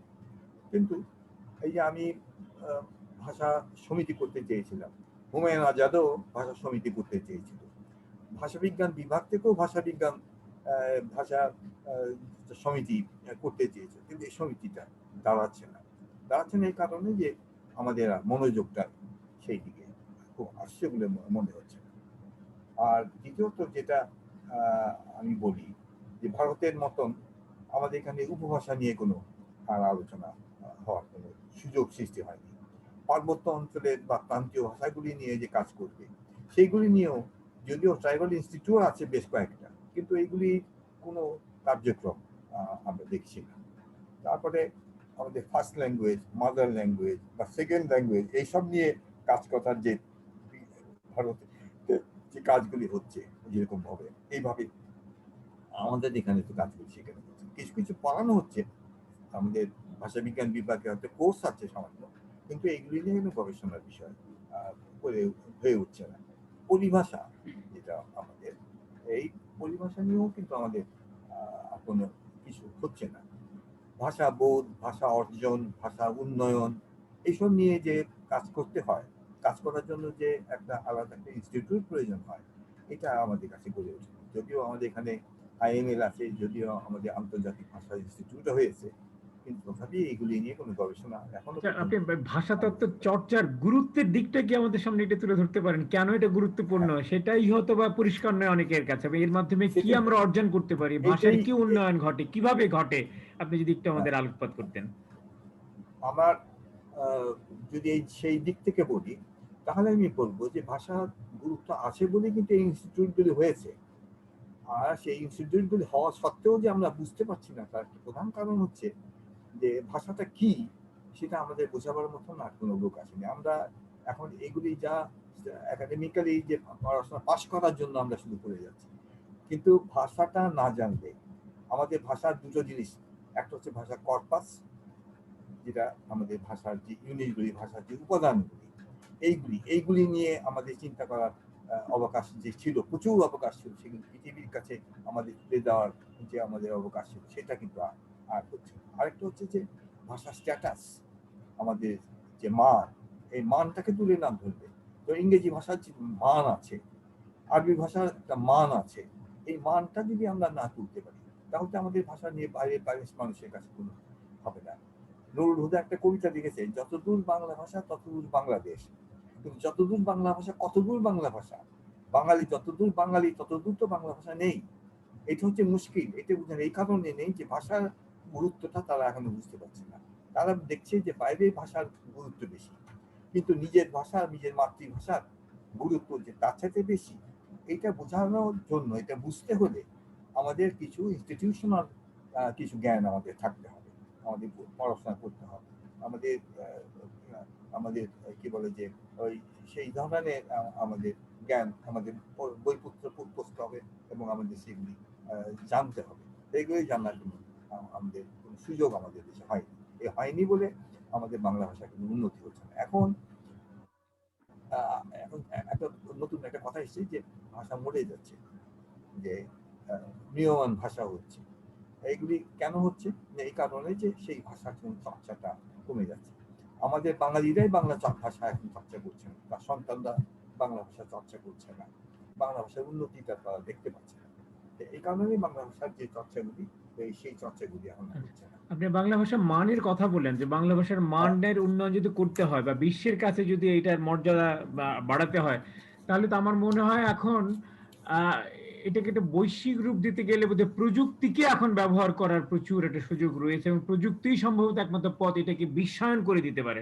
বাংলা ভাষাকে আমাদের পরবর্তী প্রজন্মের ছেলে মেয়েদের কাছে যেমন পৌঁছাতে পারে, বিদেশিদের কাছেও পৌঁছাতে পারবে, এবং এই প্রযুক্তির ভেতর দিয়ে হয়তো বা, এবং এই জন্য তো একটা নতুন ডিসিপ্লিনই তৈরি হয়েছে, কম্পিউটেশনাল লিঙ্গুইস্টিক্স, যেটা আপনি নিজেও জানেন, হ্যাঁ, এবং আপনি হ্যাঁ, নিজেও এই বয়সে 80 বছর বয়সে দিব্যি প্রযুক্তি ব্যবহারে এক ধরনের স্বাচ্ছন্দ্য তৈরি করেছেন। তো সেইটার কতখানি প্রয়োগ হচ্ছে? প্রযুক্তির প্রয়োগটা খুবই গুরুত্বপূর্ণ আমি মনে করি এই মুহূর্তে, এবং অনেকে বিশ্বাস করছেন যে বাংলা ভাষাকে আরো অনেক দূর ছড়িয়ে দিতে গেলে, আরো গ্রহণযোগ্য করতে গেলে প্রযুক্তির সঙ্গে তাকে সমান তালে মিলিয়ে এগোতে হবে। এই ব্যাপারে কতটা কাজ আমাদের এখানে হচ্ছে, বা কতটা আমরা চেতনা তৈরি হয়েছে এই সম্পর্কে?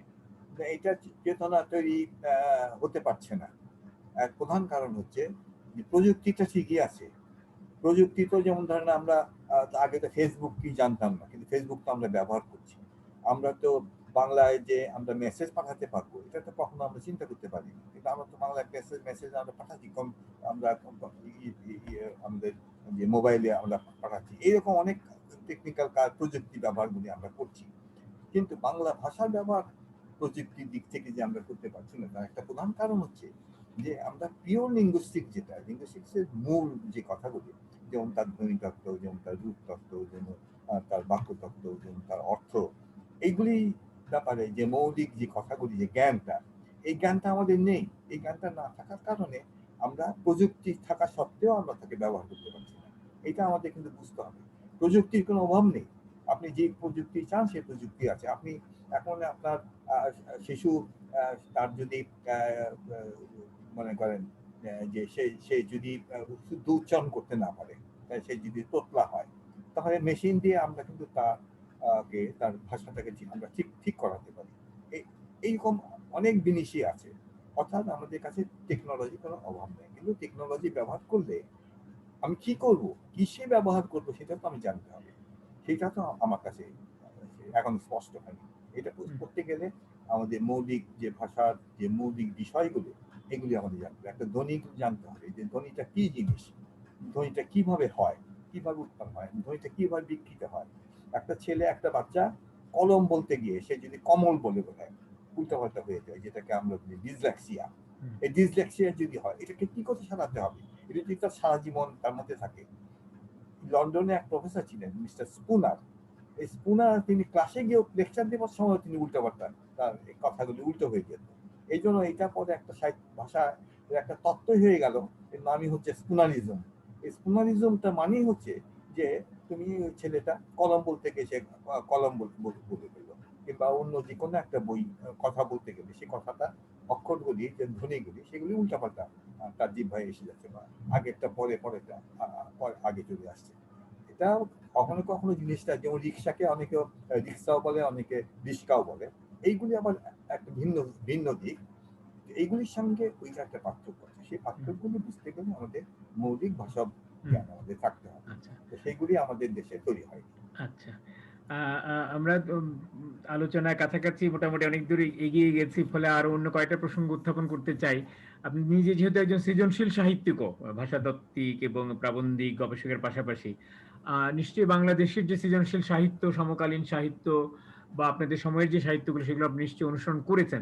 আপনার কি মনে হয় আমরা আমাদের বাংলা সাহিত্যের মান এখন কোন পর্যায়ে আছে বা আমাদের সাহিত্যিকদের অবস্থান বা অর্জন কতটুকু হয়েছে বলে আপনি ব্যক্তিগতভাবে মনে করেন সামগ্রিকভাবে? এটার হুম, সঙ্গে আমি মনে করি যে ভাষার সাথে একটা গভীর সংযোগ আছে। হুম, হুম, ভাষাকে আমরা যখন লোকালাইজ করি, আমরা যে কোনো হুম, হুম, পণ্যকে যখন আমি লোকালাইজ করে রাখি, সেটা তখন এই লোকালাইজেশনটা মধ্যে আমাদের কোনো বাহাদুরি তেমন কিছু নাই।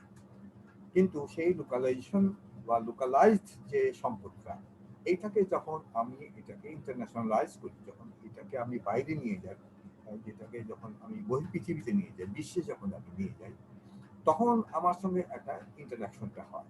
এই ইন্টারাকশন ব্যতীত কখনোই কোনো জিনিসের কোনো উন্নতি হয় না, ডেভেলপমেন্ট হয় না। ডেভেলপমেন্টটা দুই রকমের হতে পারে। একটা ট্রান্সফার, যেটা ট্রান্সফার হতে হয়, ট্রান্সফারেবল হতে হয়, বা ট্রান্সপোর্টেশনটাও হতে হয়, এটাও খুব জরুরি। আবার ইমপ্লিমেন্টেশনটাও আমাদের জরুরি। তো সেইটা করতে গেলে আমাদেরকে ওই যে পদ্ধতিগুলি, সেই পদ্ধতিগুলি আমাদের পেতে হয়। তো সেইগুলি হয়নি বলে আমাদের দেশে ভাষা চর্চাটা হয় না। ভাষা চর্চা হয় না বলে ভাষা যে যে জিনিসটা সৃষ্টি করে, অর্থাৎ সাহিত্য, এই সাহিত্যকে করে না। আজকাল আমরা আহ, এই প্রযুক্তিগুলি ব্যবহার করছি। প্রযুক্তি ব্যবহার করে হচ্ছে কি, আমরা সাহিত্য আমরা না পড়ে আমরা লিটারেচার করছি। আমরা নিজ পত্রিকা আমাদের দেখেন এখন, আগে আহ, যে প্রচুর লিটল ম্যাগাজিন বেরোতো প্রত্যেক ঈদে, প্রত্যেক অকেশনে, এমনকি এই যে 21 21শে ফেব্রুয়ারি, ফেব্রুয়ারিতে, পয়লা বৈশাখ, হ্যাঁ, সবসময় পয়লা এই পয়লা ধরনের বৈশাখ, হুম, এগুলো হতো।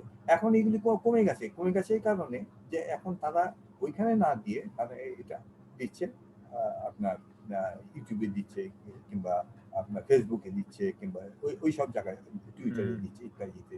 তো তাতে হচ্ছে কি, তারা সেগুলিকে ইনফরমেশন হিসেবে পাচ্ছে। সাহিত্য তো ইনফরমেশন না, এটা তো ক্রিয়েটিভ একটা একটা বিষয়। তো এই যে ক্রিয়েটিভনেসটা, এইটা আহ, হারিয়ে যাচ্ছে আমাদের মধ্যে। চমস্কি যখন আমাদের ভাষাতত্ত্বের জগতে এলেন, তিনিই বললেন যে একটা শিশু ভাষাকে অর্জন করে ক্রিয়েটিভনেস দিয়ে। কিরকম সে উদাহরণ দিয়ে বলছে যে মা শিশুটাকে আহ, লাল কি জিনিস শিখালো, বল কি জিনিস সেটা হয়তো তাকে শেখালো, কিন্তু মা যখন তাকে বাজারে নিয়ে গেল, গিয়ে যখন সে একটা লাল বল দেখলো, যেটা সে জীবনে আগে দেখেনি, সে তখন তার ওই যে তার যে স্টোর ব্রেনে, তার মেমোরিতে, যে লাল শব্দটা এবং বল শব্দটা, এই দুটোকে একত্র করে সে তখন লাল বল দেখে সে তখন বলতে পারবে যে এটা দিয়ে যে রেড বল, এটা লাল বল। এটা হচ্ছে তার ক্রিয়েটিভনেস। এই ক্রিয়েটিভনেসটা না থাকলে সে কখনো অগ্রসর হতে পারে না। সে ওই লাল এবং বল সেপারেট করে তাকে বড় হতে হবে। সে কখনো ওই দুটো চিহ্নিত করে একত্রিত করে ওইটাকে চিহ্ন হবে, এবং তার ব্যবহারও সে কখনো শিখবে না, জানবে না। তো এইটা খুব ইম্পর্টেন্ট, এটা হুম। হয় না। অর্থাৎ আপনি বলতে চাইছেন যে আমাদের সাহিত্যের যে মূল উপাদান ভাষা, সেই হ্যাঁ, ভাষাটাই আমাদের এখানে ঠিকঠাক শেখা হচ্ছে না, ভাষার চর্চাটাই এখানে অনেক পিছিয়ে আছে। কিন্তু আপনি এবং আপনার মতো আরো অনেকেই দেশের অসংখ্য বিদ্যালয় বিশ্ববিদ্যালয় রয়েছে যেখানে বাংলা ভাষা এবং সাহিত্য বিভাগ রয়েছে, সেখানে গ্রাজুয়েশন, মাস্টার্স, এমফিল, পিএইচডি হচ্ছে।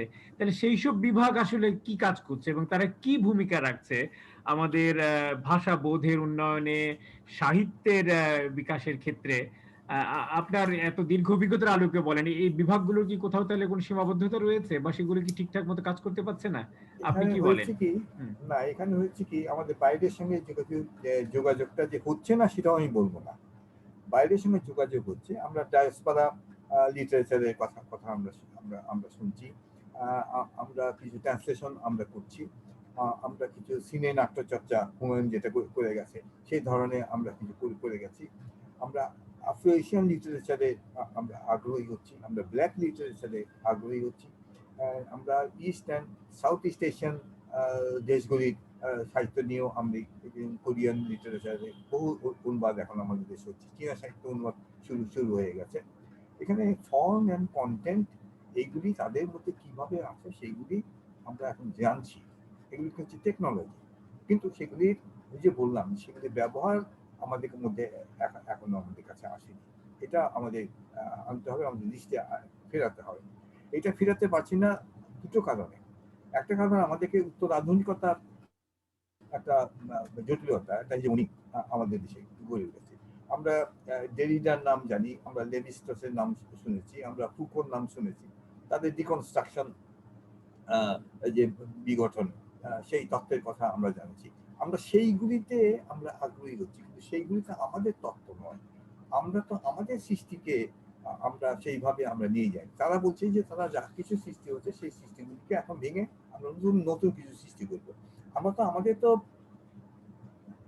সম্পদই হয়নি এখনো, সম্পদই তৈরি হয়নি, আমরা ভাঙবোটা কি, ভেঙে যে গড়ে তুলবো সেটা তো পরে। কিন্তু আমাদের সম্পদ গড়েই ওঠেনি এখনো হ্যাঁ, পর্যন্ত। বা এই যা গড়ে আছে, তোলার যে জন্য সম্পদগুলো আছে সেগুলোকেও সংরক্ষণ করা, সেগুলোকেও সেগুলোকেও হুম, সেগুলোকে সংগ্রহ, হ্যাঁ সেটাও হয়নি। যেমন ধরেন বিদেশে একটা উদ্ধৃতি করি আমি লন্ডনে, সেখানে বলছে যে he the first he the first citizen who creates the tradition, and he is the worst citizen who follows the tradition. দেন দুটোর পার্থক্য হচ্ছে যে একজন ট্র্যাডিশন ক্রিয়েট করে, সে ক্রিয়েশনের মধ্যে আছে, আরেকজন সে ফলো করছে মাত্র, আর একজন কি করে সেটাকে অনুকরণ করছে। আমরা অনুকরণ করে এই জিনিসগুলিকে আমরা আয়ত্ত করতে পারবো না, আনতে পারবো না, সৃষ্টি করতে পারবো, সৃজনের মধ্যে আমরা যেতে পারবো না। তো সেই জন্য আমাদের বুঝতে হবে সাহিত্য হচ্ছে, এটা আমাদের বিনোদনের বিষয় নয়, এটা আমাদের তথ্যের বিষয় নয়, এবং এইগুলিকে আমরা ইচ্ছা করলেই যে আমরা পেতে পারি তাও নয়। কিন্তু তার জন্য আমাদের যে পরিবেশটা, সেই পরিবেশটা করে দিতে হবে শিশুদের, সৃজনশীল শিশুদের জন্য, এবং সেইগুলিকে নিয়ে তারা যাতে চর্চা করতে পারে তার জন্য। এই যে বললাম যে আমাদের সাহিত্য পত্রিকাগুলি এখন সাহিত্য পাতা বন্ধ করে দিয়েছে। আমাদের সাহিত্য পড়াবার ক্ষেত্রে আপনি দেখুন এখন সাহিত্য পড়ানো হয় না, এখন পড়ানো হয় ল্যাঙ্গুয়েজ টিচিং, কিংবা ভাষার যে অন্য দিকগুলি সেইগুলিকে তারা লিটারেচার এখন কিন্তু পড়ানো হয়। তো ফলে আমাদের দেশে যে সৃজনশীলতার ব্যাপারটা যে অগ্রসর হবে পাবলিক, কিন্তু কি করে পাবে, তো সেই সুযোগটা নাই। তো সেটা আমাদেরকে দিতে হবে। আর আরেকটা ব্যাপার হচ্ছে যে আমাদের দেশের রাজনৈতিক অস্থিরতা, এটা আমাদের কিছুটা ক্ষতি করেছে, এটা অস্বীকার করার উপায় নেই। তো অস্বীকার করলেও আমি বলবো যে আমাদের দেশে এখনো কিন্তু সাহিত্যটা কিছু উর্বর আছে। সেটা কোন কোন ক্ষেত্রে, এটা কেউ কেউ স্বীকার করেন যে শুধুমাত্র কবিতার ক্ষেত্রে এখনো জিনিসটা এখনো বহমান। অন্য যেমন ভালো গল্পকার নেই আমাদের মধ্যে, ভালো উপন্যাস এখনো পর্যন্ত লেখা হয়, এটা সব বই হচ্ছে, কিংবা এখন যে খুব ভালো নাটকও লেখা হচ্ছে সেও নাই, সব তো চলে গেছে সবাই আমাদের যারা ইয়ে ছিল। তো শুধু কবিতা দিয়ে তো আমাদের সাহিত্য হবে না, এবং সাহিত্য কবিতাও আছে মাত্র কয়েকজন, সবাই তো ভালো কবি হিসাবে সেইভাবে প্রতিষ্ঠিত হচ্ছে না। এবং আন্তর্জাতিকভাবে আমাদের সাহিত্যের যে ইন্টারন্যাশনালাইজেশন হওয়া, আমাদের কবিতাগুলিকে অনুদিত করে সাহিত্যে বিশ্বে যে ছড়িয়ে দেওয়া, এইটা কিন্তু আমরা পারছি না। এগুলি আমাদেরকে করতে হবে, এই সমস্ত কাজগুলি আমাদের করতে হবে। আপনি আমাদের দেশের রাজনৈতিক অস্থিরতার কথা তুললেন, সেটাই আমাকে মনে করিয়ে দিল যে আমাদের আগামী বছরই কিন্তু বাংলাদেশের স্বাধীনতার সুবর্ণ জয়ন্তী, 50 বছর পেরিয়ে গেছে। এবং আমি জানি যে আপনি নিজে চট্টগ্রাম বিশ্ববিদ্যালয়ে থাকাকালীন 71 সালে মুক্তিযুদ্ধের সঙ্গে সক্রিয়ভাবে যুক্ত হয়েছিলেন। সেখানকার ছাত্ররা যে প্রতিরোধ সংগ্রাম গড়ে তুলেছিল, আপনি নিজে তার সঙ্গে যুক্ত ছিলেন। তাহলে আপনার সেই যে স্বাধিকার চেতনা, আপনার সেই যে মুক্তির মন্ত্রণা, তার আলোকে আজকে বাংলাদেশকে আপনি কিভাবে দেখছেন, বা বাংলাদেশের বর্তমান বা ভবিষ্যৎ নিয়ে আপনার কি ভাবনা, স্বপ্ন, এই মুহূর্তে আপনি যদি একটু আমাদের সঙ্গে ভাগ করে নিতেন আপনার বাংলাদেশ বা স্বদেশ ভাবনা বিষয়টা। আমি নিশ্চয়ই আমি আশাবাদী, আমি আমি নিরাশাবাদী নই। আমাদের শিশুদের যে ক্রিয়েটিভিটি কম, সেটাও আমি বলি না। আমাদের শিশুরা যত দ্রুত কম্পিউটার এবং এই মোবাইলের জিনিসগুলো তারা ধরতে পেরেছে, যে কারণে আমাদের দেশে এত দ্রুত এই ফেসবুক থেকে আরম্ভ করে এনিথিং এত দ্রুত ছড়িয়ে গেছে, বাচ্চাদের মধ্যে ছড়িয়ে গেছে, গেমস যে এত বেশি তাদের কাছে পপুলার হয়ে উঠেছে, তার একটা কারণ হচ্ছে যে আমাদের ক্রিয়েটিভিটি আমাদের রয়েছে। সুতরাং আমি আশাবাদ আমার থাকবে না কেন, কিন্তু আমাদের সুযোগটা সৃষ্টি করার ক্ষেত্রে কিছু বাধা হচ্ছে। এই বাধাগুলি আমাদের অতিক্রম করতে হবে। বাধাগুলির জন্য আমরা আমাদের যে অতিক্রম করার জন্য এবং যারা বাধাগুলি সৃষ্টি করছে তাদেরকে সরিয়ে দেওয়ার জন্য, পথ থেকে সরিয়ে দেওয়ার জন্য, সরিয়ে এগিয়ে যাওয়ার জন্য আমাদের যা করণীয় সেইগুলি এখন করার জন্য আমাদের চিন্তা করতে হবে। তার জন্য আমাদের যারা নেতৃস্থানীয়, আমাদের যারা নেতা, আমাদের যারা আগে আছে, যারা কি বলে যে নীতি নির্ধারক যারা আছেন, সিদ্ধান্ত গ্রহণ, তাদের এই বিষয়ে আরো অনেক বেশি চিন্তা ভাবনা করতে হবে, তাদের প্ল্যানিং থাকতে হবে, এবং তাদের যেটা সবচেয়ে বড় কথা যে আমাদের বাইরে বাইরে যাওয়ারও, বাইরে পৃথিবীর সঙ্গে মেশারও, আমাদের শুধুমাত্র আমরা পণ্য নিয়ে বাইরে যাচ্ছি, পণ্য নিয়ে বাইরে সঙ্গে যোগাযোগ করছি, এইটাই আমাদের কিন্তু লক্ষ্য হওয়া উচিত নয়। আমাদের লক্ষ্য হওয়া উচিত আমাদের ক্রিয়েটিভিটিটাও বাইরে যাতে যায়। সেটা যদি যায়, যাবে না কেন, নিশ্চয়ই যাবে, একদিন না একদিন যাবে। যেটা এই যে ফুকুদের কথা যে আমি বললাম, তারা কিন্তু এই কথা বলেছে যে আজকে যে অর্থোডক্স, কালকে যে সে যে প্রগতিশীল হয়ে উঠবে না এমন কোনো নিশ্চয়তা নেই। তারা কিন্তু প্রগতিশীল হয়ে ওঠে, তাদের থিওরিটাই হচ্ছে সেটা ভেঙে যে নতুন করে হচ্ছে, তার কারণ এইটাই হচ্ছে, তাদের অর্থটা হচ্ছে সেটাই যে কাউকে অর্থোডক্স দেখে তুমি এই কথাটা ভেবো না যে সে চিরদিনের জন্য সে ওখানে স্থবির হয়ে আছে। তার স্থবিরতা চিরদিনের জন্য নয়, সে হয়তো সুযোগ পায়নি, তার হয়তো অন্য পরিবেশটা হয়নি, এই পরিবেশের যে সিস্টেম আমরা নিশ্চয়ই আমরা এগোতে পারি। আপনি এখন কি লিখছেন, বা লেখালেখি নিয়ে আপনি কি পরিকল্পনা, বা সামগ্রিকভাবে বাংলাদেশের সাহিত্য নিয়ে আপনার কি স্বপ্ন বা প্রত্যাশা? আমার এখন যেটা লিখছি সেটা হচ্ছে যে আমি এই পর্যন্ত যতগুলি স্মারক গ্রন্থে আমি যাদের যাদের কথা লিখেছি তাদের নিয়ে প্রায় 60 জনের মতন হয়ে গেছে। সেটা আলাদা একটা বই হিসাবে শ্রদ্ধাভাজন ও বন্ধুরা এই নাম দিয়ে, যারা শ্রদ্ধাভাজন অগ্রসর, আর যারা আমার বন্ধু, ক্লাসমেট, ছাত্ররা যারা, তাদের অশিক্ষণ নিয়ে কিছু বই লেখা আছে। এইটাই আমার শ্রদ্ধাভাজন ও বন্ধুরা এই বইটা আছে। এর মধ্যে শুধু আমি তাদের স্মৃতি কথাই আমি শুধু লিখেছি তা না, তাদের ব্যাকগ্রাউন্ডে আমি যে জিনিসগুলো আমি দেখেছি সাহিত্য শিল্পের সৃষ্টি করতে গিয়ে তারা যে বাধাগুলি পেয়েছে, সেই বাধাগুলি কেন পেয়েছে সেগুলো আমি উদ্ধার করতে আমি কিছু কিছু চেষ্টা করছি। মানে এগুলি আরেকটু খুঁটিয়ে আমি দেখার চেষ্টা করছি, শুধু বর্ণনা বা শুধু স্মৃতি এটা আমার উদ্দেশ্য নয়। এটা হচ্ছে একটা দিক। আর আমার মূল জিনিস তো আপনি বলেছেন যে ভাষাতত্ত্ব এবং ঐতিহাসিক ভাষাতত্ত্ব, অর্থাৎ আমাদের ভাষার পূর্ব রূপটা, প্রত্ন রূপটা, এটা পুনর্গঠন করা, সেই দিকে আমার কাজ বাকি আছে। সেইটা আমি মাল মশলা এখনো জোগাড় করছি, এখনো তা নিয়ে ভাবছি।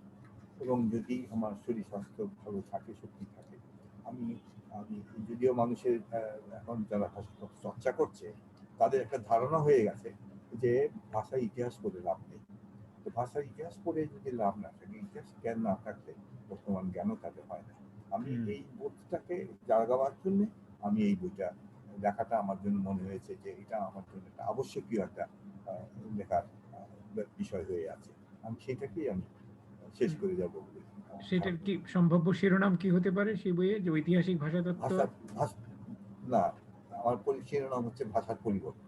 ভাষার পরিবর্তন, আচ্ছা। ভাষার পরিবর্তন। অনেক ধন্যবাদ। আমরা মোটামুটি আমাদের আলোচনার মূল পর্বটা এখানেই শেষ করছি। এখন আমরা কিছু আলোচনায় যাব, মুক্ত আলোচনায়। আমাদের এই জুমে আজকে কয়েকজন আমাদের বন্ধুরা ঢুকেছেন, তাদের মধ্যে একজনকে হয়তো আপনি চিনবেন। তিনি একজন নিজেও ভাষাতাত্ত্বিক এবং বাংলা একাডেমিতে যে প্রমিত বাংলা ব্যাকরণ বেরিয়েছে বইটা, তার সঙ্গে যুক্ত রাজীব চক্রবর্তী, আমাদের তরুণ বন্ধু। রাজীব চক্রবর্তী আজকে এখানে ঢুকেছেন সম্ভবত আপনারই আকর্ষণে। হ্যাঁ হ্যাঁ, খুবই ব্রিলিয়ান্ট। হ্যাঁ, রাজীবের সঙ্গে পরিচয় আছে আপনার, না? হ্যাঁ, থাকারই স্বাভাবিক, আপনারা একই কাজ করেন। তো রাজীব এসছে, আশা করি কিছু বলবে। রাজীব, তুমি যদি আজকে আলোচনা সূত্রপাত করতে। হ্যাঁ আলম ভাই, আমি আজকে শুধু নয়, দিন দুয়েক আগে যখন আপনি এই অনুষ্ঠানের ঘোষণা করলেন, তখন থেকেই মনে হলো যে এই অনুষ্ঠানে যোগ দেওয়াটা আমার কর্তব্য শুধু নয়, এটা আমার নিজের তরফে খুব উপকৃত হওয়ার কিছু ব্যাপার আছে। তুমি কি অদৃশ্য রূপে যোগ দিতে যাচ্ছ নাকি একটু দৃশ্যমান ভাবেও যোগ দেবে? হ্যাঁ, এখানে ব্যাপারটা বলি, আমি দীর্ঘ পথ গাড়ি চালাতে চালাতে এই আলোচনা শুনছি। ঠিক আছে, অসুবিধা নেই, বলো। তো স্যারের কাজের সঙ্গে তো আমি বহুদিন থেকে পরিচিত, স্যারের সঙ্গে আমি পরিচিত হয়েছি, এবং স্যার বাংলাদেশের ভাষা বিজ্ঞান চর্চার ক্ষেত্রে যে ধরনের অবদান রেখেছেন সেটা তো খুবই গুরুত্বপূর্ণ। কিন্তু এখানে স্যার আপনাকে একটাই কথা আমার জিজ্ঞেস করার, আপনি ঐতিহাসিক ভাষা বিজ্ঞানের প্রসঙ্গ তুললেন এবং তার গুরুত্বের কথা উল্লেখ করলেন। আপনি যে আলোচনাটা করছিলেন যে বাংলা ভাষার শিক্ষা এবং তার প্রসারের ক্ষেত্রে আধুনিক যে প্রজন্ম, তারা কিছুটা নিষ্পৃহ বা তারা সেই পরিমাণ যোগ্যতা অর্জন করতে পারছে না এই ভাষাটাকে ব্যবহার করার জন্য। এইখানে কি একটা মূল কারণ ঐতিহাসিক ভাষা বিজ্ঞান চর্চার প্রতি আমাদের অনীহা? এক। দ্বিতীয়ত হচ্ছে, এই ভাষার উন্নয়নের প্রশ্নটার সঙ্গে জড়িত আছে আরো কতগুলি প্রশ্ন। এক হচ্ছে রাজনৈতিক প্রশ্ন, দ্বিতীয়ত হচ্ছে অর্থনৈতিক প্রশ্ন, তৃতীয়ত হচ্ছে প্রশাসনিক প্রশ্ন। এই স্তরগুলিতে বাংলা ভাষার চর্চা এবং প্রসারের জন্য যথেষ্ট মানে চিন্তা ভাবনা কি আমরা করছি? কি ও দেশে কি এ দেশে? বাংলাদেশের ক্ষেত্রে ব্যাপারটা একটু অন্য রকম, কারণ যেহেতু রাষ্ট্রভাষা, কিছু সুবিধা বাংলাদেশের রয়েছে যেটা পশ্চিমবঙ্গে থেকে আমাদের অনেক ক্ষেত্রে আমরা পাই না। তো সেই ক্ষেত্রে স্যার আপনার মন্তব্য বা বক্তব্য যদি একটু শুনতে পাই আর কি। আপনি লক্ষ্য করবেন, শুনতে পাচ্ছেন তো আমার কথা? হ্যাঁ স্যার। হ্যাঁ, আপনি লক্ষ্য করবেন যে আমাদের ভাষা নিয়ে আমরা যে কথাবার্তা বলছি, এটা আপনি হাওয়ার উপরে বলছি, আমাদের কোনো ভাষা নীতি নেই। আমরা আমাদের শিশুদের যে আমরা একটা বিশেষ লক্ষ্যে গড়ে তুলব, সেই জন্য আমাদের কোনো শিক্ষানীতি নেই। তো এই যে আমরা যে নেই ভেতর দিয়ে আমরা যে যাচ্ছি, এটা কিন্তু আমাদের জন্য খুব শুভ নয়। কিন্তু আমি এটা মারাত্মক বলে কিছু মনে করি। এই কারণে মারাত্মক বলে মনে করি না। আমি বলছি যে আমাদের চারিদিকে এখন জোয়ার, জ্ঞানের জোয়ার, উন্নতির জোয়ার, সবকিছু আমাদের একটা জোয়ারের আছে। সেইটা আমাদের ক্রিয়েটিভ ছাত্রছাত্রীরা, আমাদের ক্রিয়েটিভ সন্তানেরা, তারা খুব দ্রুত সেটাকে কাভার করতে পারে। শুধুমাত্র দরকার আমাদের পরিবেশ। আমরা যে বাধাগুলি পাচ্ছি, এই বাধাগুলিকে সরাবার জন্য আমরা নিজেরাই আরো বাধা সৃষ্টি করছি। এইটা যেন না করি। এটা না করলে আমরা যেভাবে ইউটিউব চলে আসছে, যেভাবে আপনার কি বলে যে ফেসবুক চলে এসছে, যেভাবে আরো অন্যান্য টেকনোলজি যেভাবে চলে এসছে, এটাও আমরা সেভাবে আমরা পেয়ে যাব। তো ফলে আমাদের কাছে আগামীতে আমরা এগিয়ে যেতে পারবো বলে আশা। কারণ আরেকটা ব্যাপার হচ্ছে যে আমাদের ছেলেরা যখন বাইরে যায়, তখন আমরা দেখেছি যে তারা বাইরে গিয়ে কিন্তু যথেষ্ট তারা নাম করে, তারা অনেক কিছুই তারা সেখানে করে। তো সেই জন্য তারা বাইরের সুযোগটা পায় বলে তারা সেখানে, সেই সুযোগগুলি আমরা এখানে সৃষ্টি করতে আমাদের অসুবিধা নেই। এটাই আমি বুঝতে পারি। আমাদের বিশ্ববিদ্যালয়গুলিতে সিলেবাসে যে ঘাটতিটা আছে সেই ঘাটতিগুলি পূরণ করতে হবে।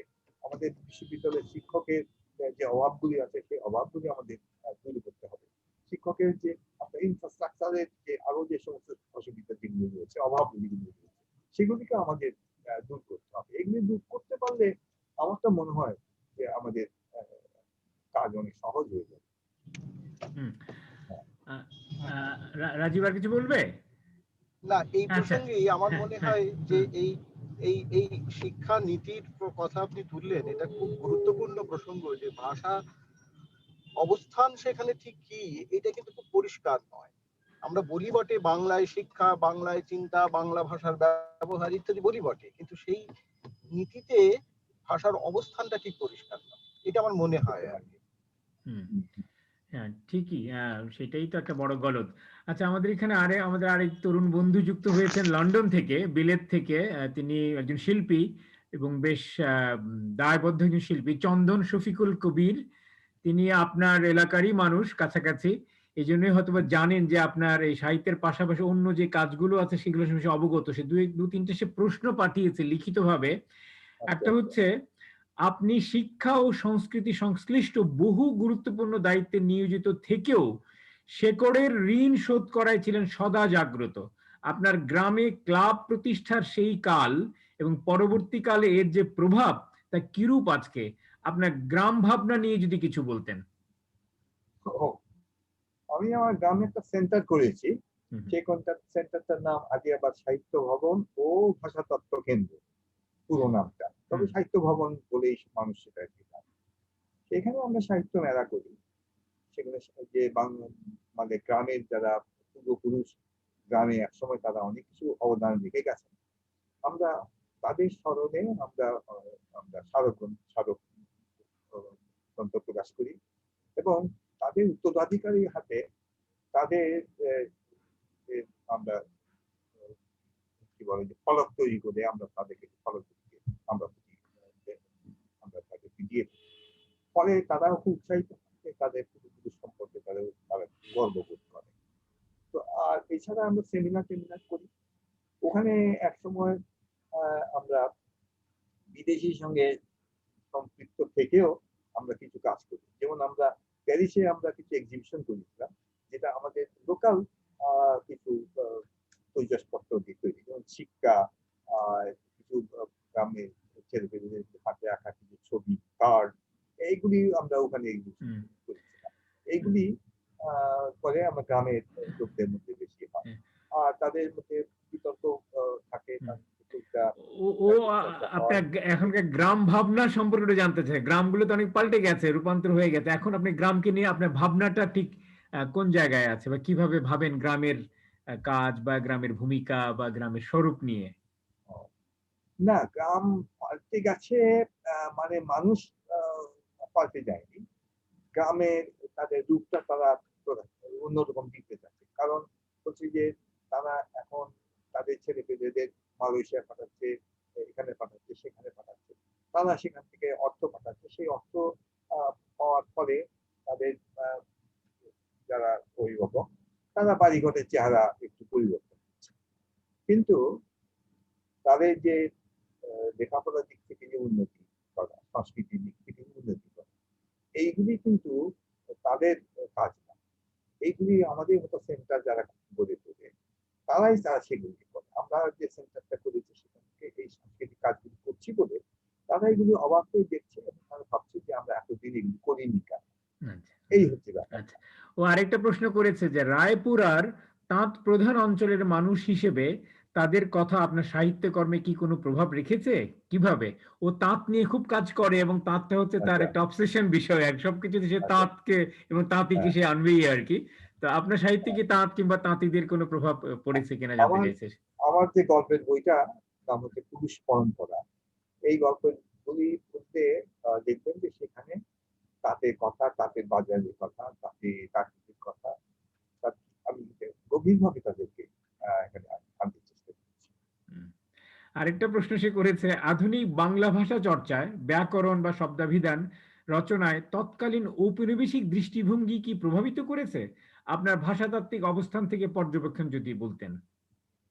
এখানে যে আমরা এখানে যে প্রথম দিকে যখন অভিধানগুলি সৃষ্টি হয় সেইগুলির নাম ছিল শব্দ কোষ, একটা ওয়ার্ড বুক জাতীয়।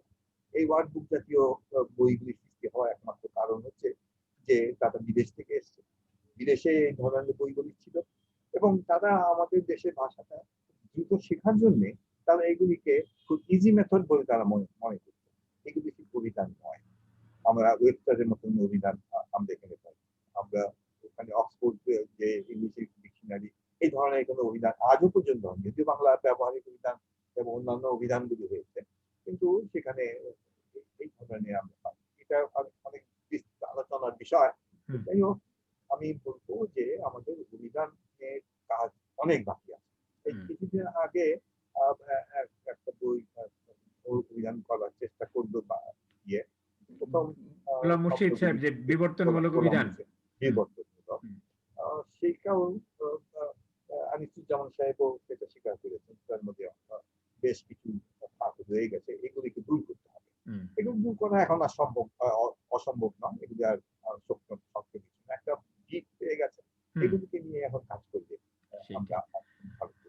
আচ্ছা চন্দন, আরেকটা যে প্রশ্ন করেছে সেই প্রশ্নটা আমি ঠিক বুঝতে পারছেন, আমি আশা করি তুমি নিজেই যদি সেটা বলতে, তুমি যদি এখন এখানে থেকে থাকো, ওই চন্দরা কহিল বা ভাষা বিকাশের নারী বিষয়ে এটা যদি তুমি একটু খোলাসা করে যদি নিজেই বলতে, তাহলে তোমার কথা উনি একটু শুনতে পেতেন।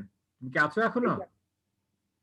এটা আমি বলি, আমি বুঝতে পেরেছি উনি কি বলতে চেয়েছেন। আচ্ছা, ও লিখেছে যে চন্দরা কহিল ভাষা বিকাশের নারী সম্পর্কে আপনার পর্যবেক্ষণ যদি একটু আলোকপাত করতেন। সেইটা আমার একটা বই আছে, ভাষা নাম হচ্ছে ভাষা ও সাহিত্য সাধনা। ভাষা ও সাহিত্য সাধনা এই প্রবন্ধটা আছে। এই প্রবন্ধটা আমি বর্ধমান বিশ্ববিদ্যালয়ে আমি প্রথম এটাকে পেপার হিসাবে আমি পড়ি এবং তারপরে এটা আরেকটু সংশোধন করে আমি এই বইতে আমি এটা দিয়েছি। এইটা হচ্ছে যে নারী ভাষা নিয়ে আমার একটা কাজ। নারী ভাষা সুকুমার সেন প্রথম নারী ভাষা নিয়ে কাজ করেছিলেন এবং পরে আমি এটা না জেনেই আমি নারী ভাষা নিয়ে কাজ করি, সোশ্যাল লিঙ্গুইস্টিক্সের কাজ করতে গিয়ে আমি নারী ভাষা নিয়ে কাজ করি। তো সেইটারই একটা রূপ হচ্ছে ওইখানে। তো এই যে নারী চন্দনা কহিল, এটা রবীন্দ্রনাথের যে গল্প থেকে শেষ বাক্যটি নেওয়া। সেখানে যখন তাকে বলা হলো যে তুমি কি তোমার স্বামীকে তুমি দেখতে চাও বা করতে চাও, তখন সে তার নারী ভাষা স্বরূপ এই কথাটি বলেছে, মরণ কথাটা উনি বলে, মরণ কথাটা দিয়ে সে কি বোঝাতে চেয়েছে? নারী ভাষার মধ্যে যে একটা বার থাকে, একটা আড়াল থাকে, আর তার মধ্যে দিয়ে সে তার ক্ষোভ, তার প্রকাশ, তার আনন্দ সবকিছু সে বলতে পারে, এইটাকে সে প্রকাশ করে। কিন্তু সেই প্রকাশটা এটা পুরুষালী প্রকাশ নয়, নারী প্রকাশ। এই নারী প্রকাশের রূপটাকে আমি আবিষ্কার করার চেষ্টা করছি। আচ্ছা, এইটার সূত্র ধরে আমি নিজে একটা জিনিস জানতে চাইছি। আমি একবার কোথাও পড়েছিলাম বা শুনেছিলাম যে আপনি কলকাতায় বা ভারত থাকাকালীন পান্থজনের ভাষা বা এই জাতীয় কোনো একটা বিষয় নিয়ে কাজ করেছিলেন। ওই ওই বিষয়টা নিয়ে যদি একটু খোলাসা করে বলতে, আমরা সবাই জানতে পারতো আর কি। এইটা আমি পিএইচডি করে আসার পরে আমি বাংলাদেশে যখন ফিরলাম, তখন আমি দেখলাম যে চট্টগ্রামের একটা বাস, সেই বাসের পিছনে লেখা আছে চাঁদে উঠিবেন না। আমি এইটা চিন্তা করতে করতে আমি ভাবলাম যে চাঁদে কেন উঠতে বারণ, চাঁদে কেন? পরে আমি বুঝলাম যে এইটা হচ্ছে ছাদে উঠিবেন না। হ্যাঁ, এই যে বাসে যে কথাগুলি থাকে এবং আমাদের সাইনবোর্ডে যেটা আমরা সাইনবোর্ড, ব্যানার, হ্যাঁ, এইগুলিতে এই ধরনের বেশ কিছু আমাদের ভাষার গোপন দিকগুলো বা অন্য দিকগুলি এগুলি থাকে। আমি সেইগুলিকেই এই পান্থ ভাষা, মানে একদম পান্থ যেতে যেতে যে ভাষাগুলি দেখে সেই ভাষা, তারই আমি বোঝাতে চেষ্টা করি।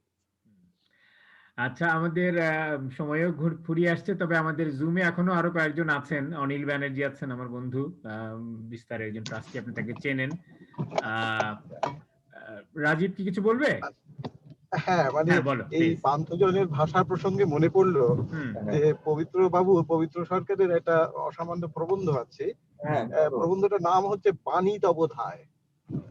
পানি তো বোধহয়। হ্যাঁ, হ্যাঁ, হ্যাঁ, পানি পানি পানি আচ্ছা পানি পানি, তবোধায় আচ্ছা হ্যাঁ, বিভিন্ন বাহনে যে ধরনের এই ভাষা, মানে বিভিন্ন ভাষার যে স্যাম্পল আমরা পাই, হ্যাঁ, সেইটি নিয়ে একটি অসামান্য প্রবন্ধ হ্যাঁ, আছে। হ্যাঁ। তো সেই আমার মনে হলো যে এই প্রসঙ্গে না, এটাও একটু বাহ, উল্লেখ করি। পবিত্রবাবু শুধু ভাষা পানি যেটা বাসে লেখা সেটা সেটাই বলেননি, যেটা বলতে বলতে যায় বিভিন্ন হ্যাঁ, হ্যাঁ হ্যাঁ হ্যাঁ, হকা ইয়েরা, বাস কন্ডাক্টররা যে বলে, বাস হ্যাঁ কন্ডাক্টর একদমই শুধু না, ওই একদমই। যে মেয়েরা যে ব্যক্তি করে হ্যাঁ, কি করে, হকার ইত্যাদি, তাদের হ্যাঁ। যে, হ্যাঁ, হুম, তারা যে কিভাবে যে কথাগুলি বলে সেগুলি নিয়েও তার খুব চমৎকার করে। ইনি তো সুকুমার সেনেরই বই আছে কলকাতাতে, না রাধাপ্রসাদ গুপ্তর, যে কলকাতার ফেরিওয়ালার ডাক ইত্যাদি নিয়ে। এটা হ্যাঁ হ্যাঁ হ্যাঁ। আচ্ছা, আমাদের এখানে আর কজন আছেন? অলিন আছেন, মাহি আবরার আছেন,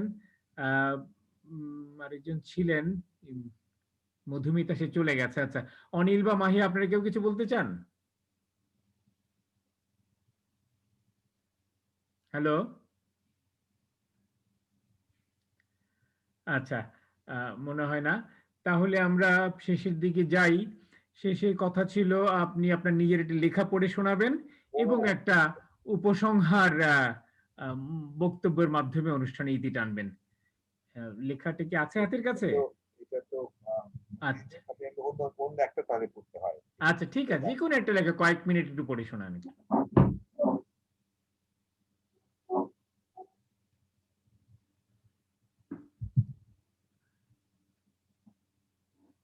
আমি যে লেখাটা পড়বো বলেছিলাম সেটা হচ্ছে বঙ্গবন্ধুকে নিয়ে লেখা আমার একটা লেখা। আহ, আমি 1 মিনিট একটু আমি সময় দিচ্ছি।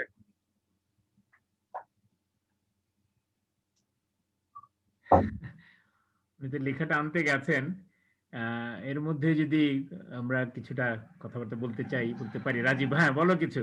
হুম। হ্যাঁ, মানে আজকের অনুষ্ঠানটা আমার নিজের ধারণা যে একটু ব্যতিক্রমী অনুষ্ঠান আর কি। যে ধরনের অনুষ্ঠান বিস্তারে এতদিন হয়েছে, হ্যাঁ এই হ্যাঁ ভাষা বিজ্ঞানের ঊষর এবং নিরস বিষয় নিয়ে এই সরস আলোচনা সচরাচর শোনা যায় না আর কি। হ্যাঁ হ্যাঁ।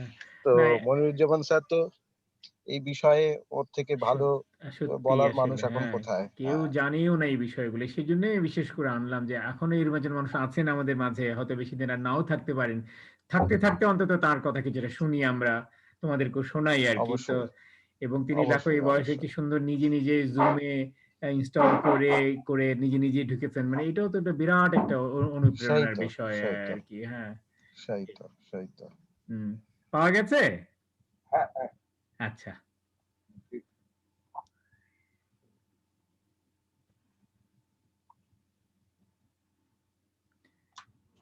ওই যে বাণী তো বোধহয় নিয়ে মনে পড়লো, আমাদের রেজাউল করিম সুমনও কিন্তু মাঝে মাঝে কিছু এরকম বাণী দেয়। ওটার নাম সে দিয়েছে বাহন লিপি।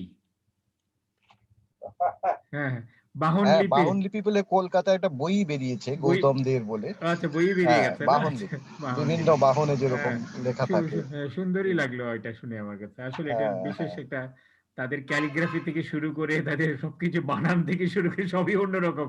ফলে এটা আলাদা অভিধায় সেই, এসে দাবি সেই। করতেই পারে আর কি। হুম, হুম, হুম।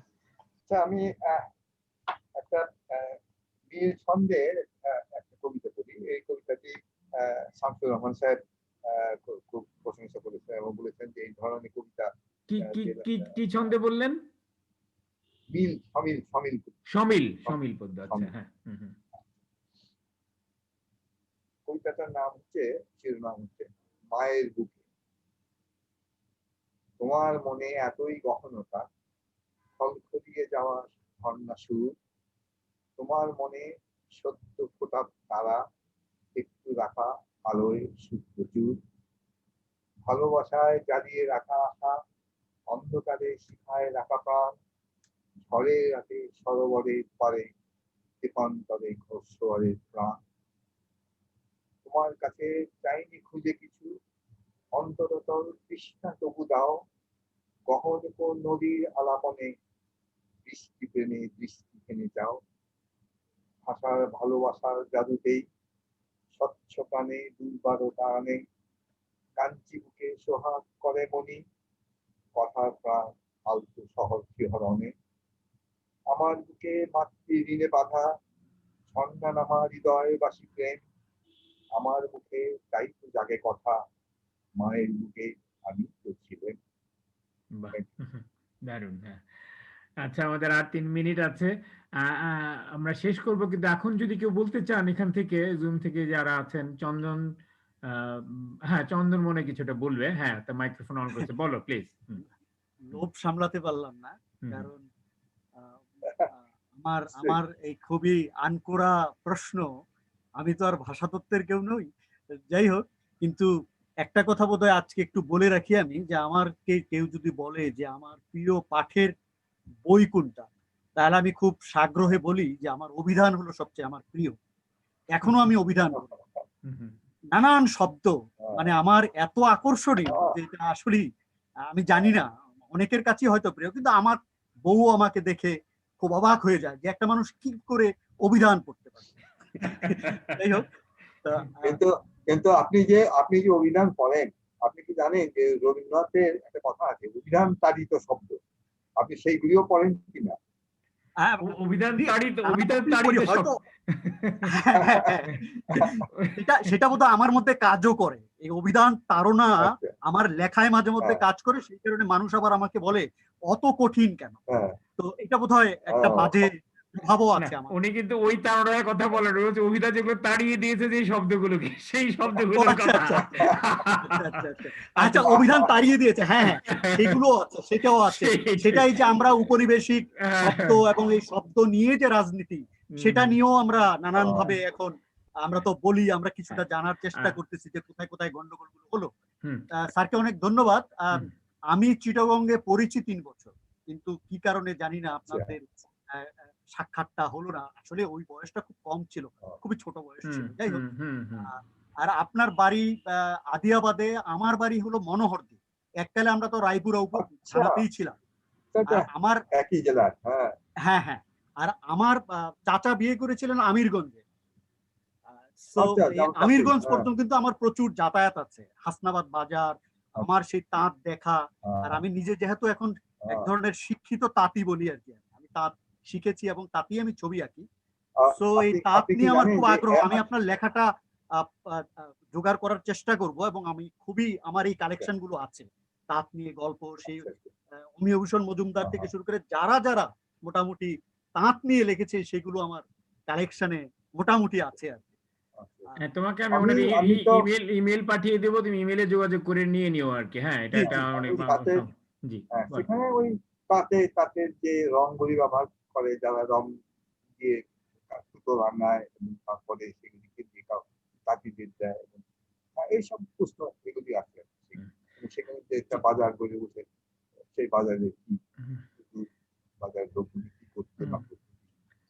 আপনারই মতো আমাদের চন্দনও কিন্তু খুব একজন মানে কর্মী মানুষ, উদ্যোক্তা মানুষ। সে তার গ্রামের বাড়িতে একটা সুন্দর সেন্টার করেছে, শিল্প আশ্রম নামে, খুবই চমৎকার সেন্টার করেছে। হ্যাঁ, ফলে আপনার, হ্যাঁ যেটি বলো চন্দন। স্যার বোধহয় স্যার বলছিলেন যে উনি প্যারিসে এসেছিলেন, আপনি কি প্যারিসে এসেছিলেন? না না না না না, আমি প্যারিস যাই। আচ্ছা আচ্ছা, এই আমি লন্ডন পর্যন্ত আচ্ছা। তো প্যারিসে তো বোধহয় আপনারই গ্রামের আশপাশের যে ইনু ভাই আছে, ইনু ভাই এবং নাজিম ভাই, শাহাবুদ্দিন ভাইয়ের যে, আচ্ছা, আমি বেশ অনেক আগে, আমি 69, সরি 69 বলছি, 70, হ্যাঁ 69। যাই হোক, চন্দন একবার তোমার সেন্টারে ওনাকে নিয়ে যেও, ওনাকে দিয়ে অবশ্যই সেই পর্যন্ত করোনা তাড়াতাড়ি কাটুক আর তাড়াতাড়ি আসি, ওনাকে দিয়ে একটা বক্তৃতার আয়োজন করিও আর কি। অসাধারণ বক্তা উনি। আমাদের বিশদ বাংলা একটা হুমায়ুন আজাদ স্মারক বক্তৃতা দিয়েছিলেন, দুর্দান্ত একটা পত্রিকা, এটা মানে বক্তৃতা ছিল আর কি। যাই হোক, আমরা ভালো থাকবেন, অনেক ভালো থাকবেন। আচ্ছা, ধন্যবাদ আপনাকে। দেখা হবে আশা করি। অনিল বা মাহিয়া কি আর কেউ কিছু বলতে চান?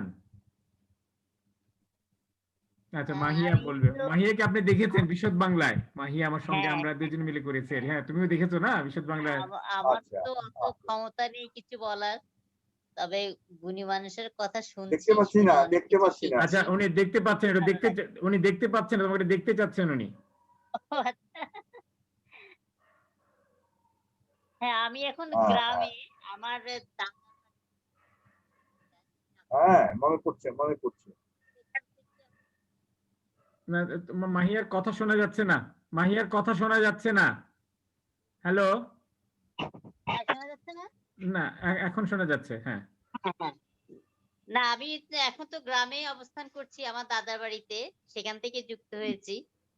তা ভাল লাগলো। আপনারকে আবার দেখলাম। মানে সেজন্য আর আচ্ছা, আপনার আহ, কথাগুলো শুনছি, এটাই ভাল লাগছে আরকি। শিখছি আরকি আপনাদের কাছ থেকে। হ্যাঁ, ঠিক আছে। হ্যাঁ, অনেক ওখানে ধন্যবাদ। সংযোগ আছে আপনাদের তাহলে? আচ্ছা, হ্যাঁ, তাহলে আপনাদের গ্রামটা খুব উন্নত মনে হলো। হ্যাঁ, গ্রামের নামটাও খুব সুন্দর, কেশরাঙ্গা, চাঁদপুরে আর কি। হ্যাঁ, কেশরাঙ্গা, আচ্ছা, ফলে আপনি ভাষাতাত্ত্বিক বেশ। হিসেবে এই নামটারই কিছু গবেষণা হ্যাঁ, করতে পারবেন, গবেষণার সূত্র পেলেন আর কি। হ্যাঁ, সেই এবং কেশরাঙ্গা কেন হলো এই ইতিহাসটা একটু ঘাঁটতে হবে আমাকে। কেন গ্রামের নাম কেশরাঙ্গা হলো? আপনার হ্যাঁ, কেসে তো মনে হচ্ছে রাঙ্গায়। হ্যাঁ, না, এটা ও তো এটা তো আর্টিফিশিয়ালি রাঙিয়েছি। যাই হোক, রাঙ্গার তো কেশরাঙ্গা গ্রামের নামের প্রতি সম্মান প্রদর্শন হ্যাঁ, পূর্বক। সম্মান যাই হোক, আমরা প্রদর্শন। আমরা শেষ করব। রাজীব চক্রবর্তী আমাদের বন্ধু ছোট্ট একটা মন্তব্য করেছে যে আজকের এই আলোচনার আয়োজনের জন্য বিস্তারকে ধন্যবাদ, আমরা কৃতজ্ঞ। হুম, হুম। এটা শুনে আমারও খুব ভালো আহ, লাগলো। সত্যি আমি চেয়েছিলাম আপনার মতো একজন মানুষকে একটু সামনে হ্যাঁ, আনতে, সেটা সবাইকে আমিও শোনাতে। আপনার কথাগুলো অত্যন্ত মূল্যবান, এই কথাগুলো আমি মনে করি ইতিহাসের পরবর্তী প্রজন্মের জন্য ধরে রাখা উচিত। তা আপনি জানেন নিশ্চয়ই যে এটা কিন্তু রেকর্ড হচ্ছে, এবং এটা আজকে রাত্রি আমি ইউটিউবে দিয়ে দেব, এবং তার লিঙ্কটা আপনাকে পাঠাবো, ফলে আপনি যাদেরকে দিতে চান বিতরণ করতে পারবেন, যারা শুনতে চেয়েছিল আর কি। এবং এটা থেকে গেল আর কি আমাদের মাহফিজখানায়, কালের মাহফিজখানায় রয়ে গেল আর কি। তো আপনাকে অনেক অনেক ধন্যবাদ। আমি আপনার একটা উপসংহার মন্তব্য বা বক্তব্যের ভিতর দিয়ে আজকে অনুষ্ঠানের ইতি টানতে চাই। আপনি যদি কিছুটা বলতেন সবশেষে। মোটামুটি ভাবে আমি অনেক বেশি কথা হয়তো বলেছি, অনেক বাজে কথা হয়তো বলে ফেলেছি। আহ, আমি জানি না আমার শ্রোতাদের আমি সন্তুষ্ট করতে পেরেছি কিনা, কিন্তু আমি খুব ফিল করি মনের মধ্যে। আমি এটা খুব আমার একটা আফসোস লাগে যে আমি যে ভাষাবিদ আমি হয়েছি, কিন্তু আমার কাছে মনে হয় যে আমি একা। আমার পাশে যারা যে সমস্ত ভাষাবিদ বা ভাষা নিয়ে যারা কাজ করেন বা চিন্তা করেন, তাদের আরো অনেক কিছু কাজ করা আছে, আমাদের দেশকে দেবার অনেক কিছু আছে। সেইগুলোকে আমরা একত্রিত হয়ে কিছু করতে পারছি না। কিছু বললাম যে একটা সমিতিও আমরা করতে পারি। হুম, এইটা আমাদের আহ, যেন আমাদের ভবিষ্যতে যারা আহ, কর্মী, তারা যেন এটা একটু চিন্তা করেন, তারা ভাবেন যে আমাদের এখানে একটু ঐক্যের আমাদের প্রয়োজন আছে। এবং এই ঐক্য সাধনের মধ্য দিয়েই কিন্তু আমরা আমাদের মিলিত যে চিন্তা, সেই চিন্তাকে আমরা প্রতিষ্ঠা করতে পারবো, এবং সেই চিন্তাটাই হবে ফলপ্রসূ। আমি এককভাবে কিছু একটা চিন্তা করলাম, কিন্তু সেটা তো হাওয়ায় সেটা মিলিয়ে গেল, সেই চিন্তার কোনো অর্থ আমার থাকবে না। যদিও আমি লিখছি, লেখালেখির মধ্যে আমার সেই চিন্তা থাকছে, কিন্তু তথাপি আরো ছাড়াও আমাদের একত্রভাবে আমাদের কাজ করতে পারলে আমার মনে হয় যে আমরা অনেক সেই, এই যে আমি একটা সেন্টার করেছি, রাজীব একটা সেন্টার আছে, একটা সেন্টার আছে, আলম ঘোষের যে, ফলে এখন ওনার সঙ্গে আমাদের সংযোগটা আরো সহজ হলো। কিন্তু উনি একাই সেটা করছে। এটার সঙ্গে আরো আমরা যদি সংযুক্ত হয়ে এটাকে একটু একটু বড় রূপ দিতে পারতাম, একটু সামগ্রিক বৈশ্বিক রূপ দিতে পারতাম, বাইরের রূপটা না দিতে পারতাম, হুম, হুম, তাহলে আমার মনে হয় যে আমাদের এই এই কাজগুলি আরো ত্বরান্বিত হতো, এবং আরো ফ্রুটফুল হতো, এবং অর্থবহ হতো। হুম, সেটা আমার কল্পনা। আরেকটা বলবো যে আমরা এই যে আমি বললাম যে আমার শ্রদ্ধাভাজন বন্ধুরা যে বইটা করছি, 60 জন জমতে জমতে 60 জন হয়ে গেল। তো আরো হয়তো অনেক আছে, খুঁজলে হয়তো আমাদের কাজের পড়ে আছে। তাদেরকে আমি যখন তুলছি, তখন আমার মনে হচ্ছে যে এদেরকে শুধু আমি লিখলাম, একটা বইয়ের মধ্যে প্রকাশ করলাম, এটাই তো কাজ হয়ে যাচ্ছে না। এইটার পাঠক কোথায়?